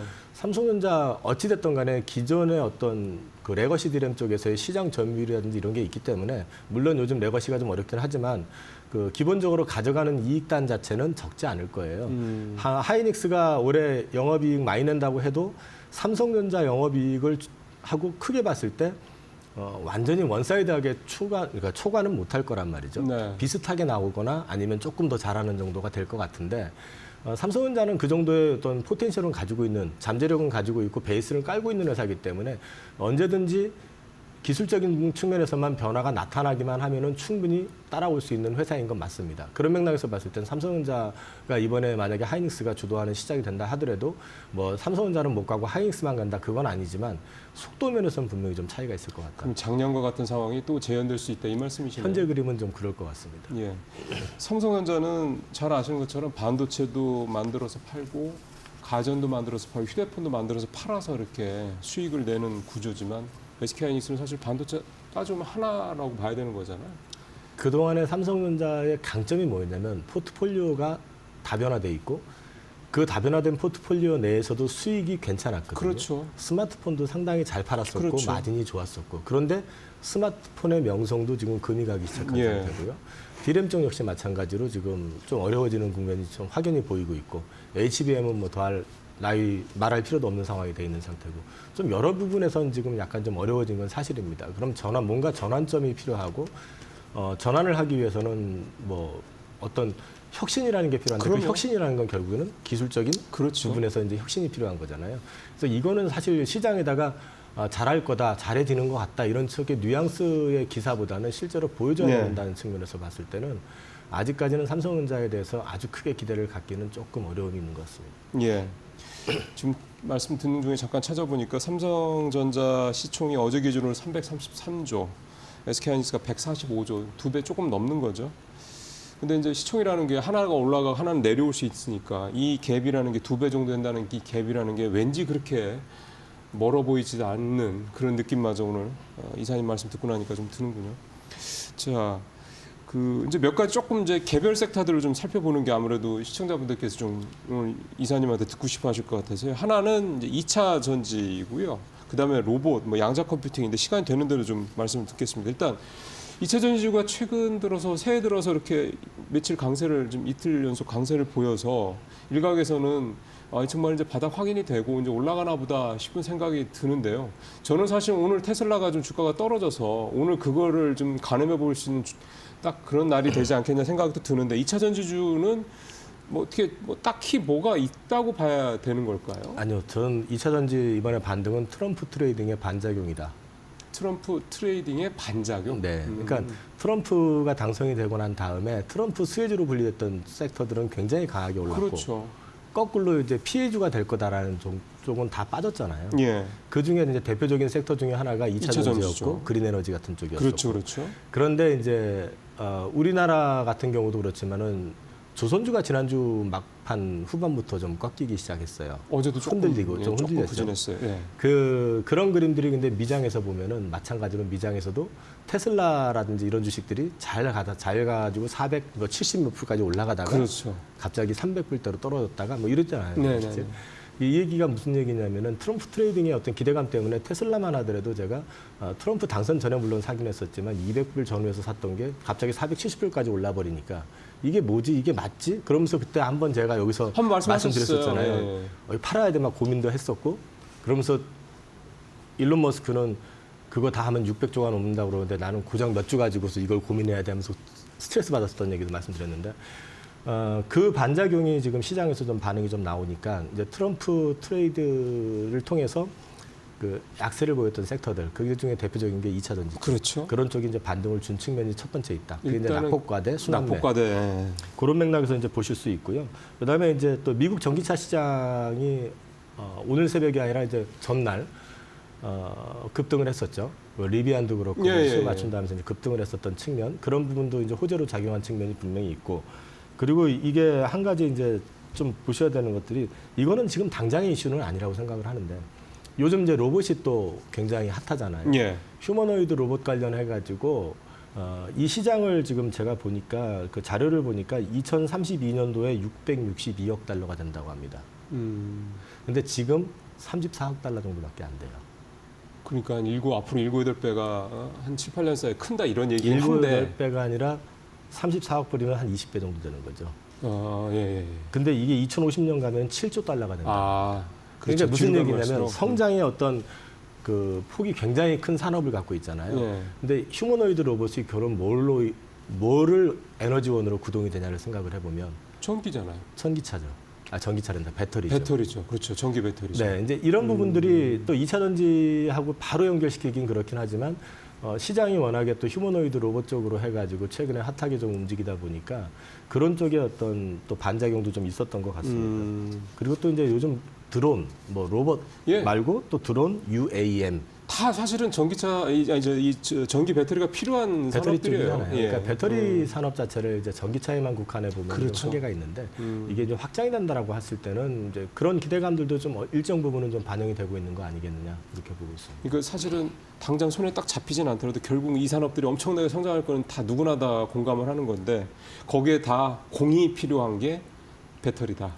이제 이게 내러티브라는 거거든요. 근데 이제 이 내러티브에 의한 상승은 작년 아마 6월, 7월 때 이제 LG 엔솔이 대량 수주를 하면서 급등했었던 것처럼 이게 내러티브에서 상승을 했다가 다시 되밀릴 때 결국은 저점을 갖다가 저점을 이전 저점 이상에서 확인을 해줘야지만이 장이 돌아서고 그 다음에 이제 업황이 돌아선다는 걸 느낄 수가 있는데 그게 안 될 경우에는 내러티브에 의해서 강하게 상승한다고 해서 크게 좋아하실 건 아니고요. 네. 일단 결과 가지고는 현재로서는 전기차 업종의 그 업황에 대한 거를 갖다 계속 체크를 하셔야 될 것 같습니다. 그렇죠. 근데 사실 지금까지 나오는 업황 관련된 기사들은 여전히 뭐 대부분 실적이라든가 수요 뭐 이런 부분들이지만 오늘 아침에 나온 기사 보면 유럽에서 지난해 전기차 이 판매가 한 30% 가까이 줄어들었다. 이 보조금이 이제 축소가 되면서 그랬다고 얘기를 하는 걸 보면 어쨌든 유럽 분위기 쪽은 어쨌든 전기차가 딱히 그렇게 좋지 않은 그런 내용들이 좀 나오고 있는 상황입니다.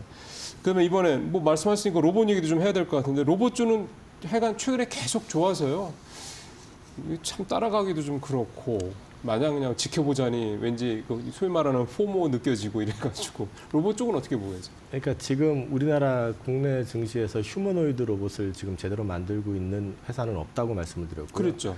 그 가운데서 그나마 그걸 하려고 하고 있고 어느 정도 흉내를 좀 내고 있는 쪽은 레인보우 로보틱스 정도다. 그게 이제 아마 지난번에 제가 말씀드렸었던 거고요. 그래서 이제 국장에서 그 휴머노이드 로봇을 관련된 어떤 종목을 찾기는 그렇게 쉽지는 않을 것 같습니다. 근데 네. 글로벌로 놓고 봤을 때 이제 미장에서는 좀 그쪽과 관련되어 있는 기업들이 어쨌든 있고 그쪽에 좀 투자에 진심인 기업들이 좀 있고 하니까 같이 관심을 가지고 보시는 게 어떨까 싶고요, 저는요. 국내 이제 저는 사실 국내 로봇 같은 경우는 이제 대주주를 좀 일단 체크를 해보시라. 아, 그러니까 이제 그 얘기를 무슨 중요한 얘기냐면은, 말씀입니다. 대기업들이 좀 직접 참여를 해가지고 키우려고 하는 회사들이 좀 있을 거예요. 그러면 이쪽은 휴머노이드뿐만 아니라 산업용 로봇 관련해가지고도 어떤 식이든 간에 시장에 적용을 하려고 할 가능성이 높기 때문에 그런 쪽으로 해가지고 일단 오히려 관심을 좀 가져보시는 게 어떨까 싶고요. 네. 휴머노이드 로봇 관련해가지고 저는 좀 안타까운 게 우리나라 기업체 중에서는 현대차 그룹이 지금 보스턴 다이내믹스가 정도. 그게 굉장히 글로벌 메이커거든요. 그게 그리고 실제로 지금 미국 내에서도 평판이 나쁘진 않아요. 네. 근데 그거에 대한 주가 반응이 지금 별로 없죠. 그 보스턴 그 다이나믹스를 갖고 있는 현대차에 대한 부분. 그렇죠. 그러니까 상장이 아직 안 돼 있지만 결국 가가지고는 상장을 할 수밖에 없을 것 같은데. 그러겠죠. 미국 시장에서만 하겠지만. 네, 미국에서 상장할 거라고 보고 있고 그다음에 거기 이제 자본 투자를 했던 소프트뱅크 같은 경우는 올 5월 달까지는 어떤 식이든 결론을 내줘야 되기 때문에 그래서 이제 그런 것들이 또 일종의 하나의 포텐셜로 작용할 가능성은 있으니까요. 뭐 같이 관심을 가져보셔도 괜찮을 것 같습니다. 네, 시간이 많지는 않습니다. 그래도 양자 컴퓨팅 짧게 여쭤봐야 될 것 같습니다. 이것도 최근에 어젠가 나온 기사를 보면은 재무 실적들은 다 형편없이 안 좋더라고요. 근데 이제 주가는 엄청나게 좀 올라가고 있고 뭐 한 4배가 넘게 오른 회사도 있고 이 양자 컴퓨팅 관련주들은 뭐 어떻게 하면 되겠습니까? 일단 국장에서는 양자 컴퓨팅 관련해 가지고 실제로 연구하고 있는 기업이 없습니다. 연구를 해봤던 데가 양자통신 쪽으로 해가지고 SK텔레콤하고 KT 정도가 연구를 했었고 그 협력업체더라고요. 네.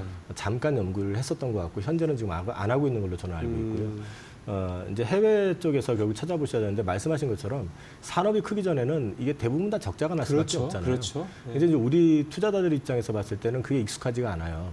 양자 컴퓨팅 해가지고 글로벌에서 시가총액이 1위, 2위 이렇게 되면 어느 정도 매출도 좀 있을 것 같고 그렇지만 실제로 내용을 열어보면 별게 없거든요. 네. 근데 이제 이런 부분들이 소위 말해서 벤처 투자라는 건데 이게 사실 미국장에 있는 주식이라고 해가지고 수익이 지금 몇백 프로가 났다고 해서 그 회사들이 다 살아나는 것도 아닙니다. 그렇겠죠. 네. 그래서 이제 그거는 염두에 두시고 접근을 하셔야 될 것 같은데 이제 양자 컴퓨터 관련돼 가지고는 이게 그 동안에는 그냥 단순히 그 뜬구름 잡는 얘기가 됐었다 그러면 최근에 구글에서 실현을 해주면서 이게 이제 실체가 있다라는 걸 확인시켰다고 놓고 봤을 때는 앞으로 산업적인 측면에서 봤을 때는 좀 성장이라든지 이런 부분들은 꾸준할 가능성이 있기 때문에 조정을 받을 때 결국 보셔야 될 것 같고 그다음에 전 종목보다는 우리나라에 지금 보니까 상장이 되어 있는 게 하나 있더라고요. 그 코세프 미국 양자 컴퓨팅이라고 해가지고 ETF가 있나요? 예, 있습니다. 그래서 오히려 그거를 한번 관심에 넣어놓고 미국 종목들 위주로 편입이 돼 있으니까 관심 종목에 넣어놓고 한번 모니터링 해보시면서 투자 기회를 보시는 것도 나쁘진 않을 것 같습니다. 그러게요. 이게 참 남들이 막 사실 주가가 막 뭐 매일 오르고 이런다고 하면은 사람 마음이 이게 견물생심이라고 흔들릴 수밖에 없습니다. 근데 뭐 투자 여부는 이제 본인이 판단하시는 거긴 한데 이 실체가 어떤지에 대한 부분은 사실 늘 좀 지켜봐야 될 것 같습니다. 일단 로봇 관련해서는 대주주를 꼭 체크해 보라는 말씀을 좀 유념했으면 좋겠고요.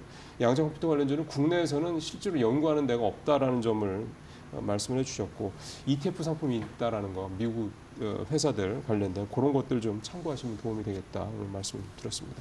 자, 한 20초 정도 시간이 남아서요. 짧게 뭐 이번 주 투자 전략 한 말씀 해주신다면.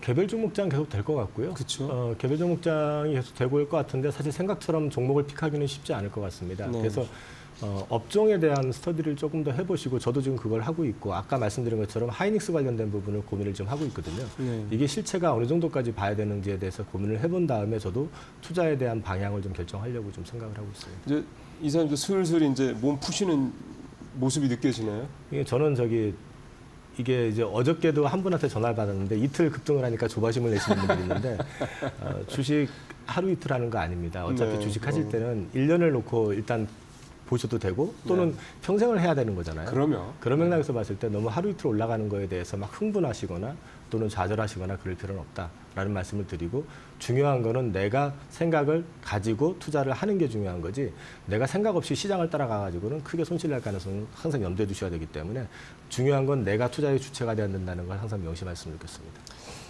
근데 참 어렵습니다, 그게. 예, 오늘 마치도록 하겠습니다. 이영훈 이사님과 지금까지 말씀 나눠봤습니다. 고맙습니다. 네, 잠시 후 마켓나우 1부에서 뵙도록 하겠습니다. 고맙습니다.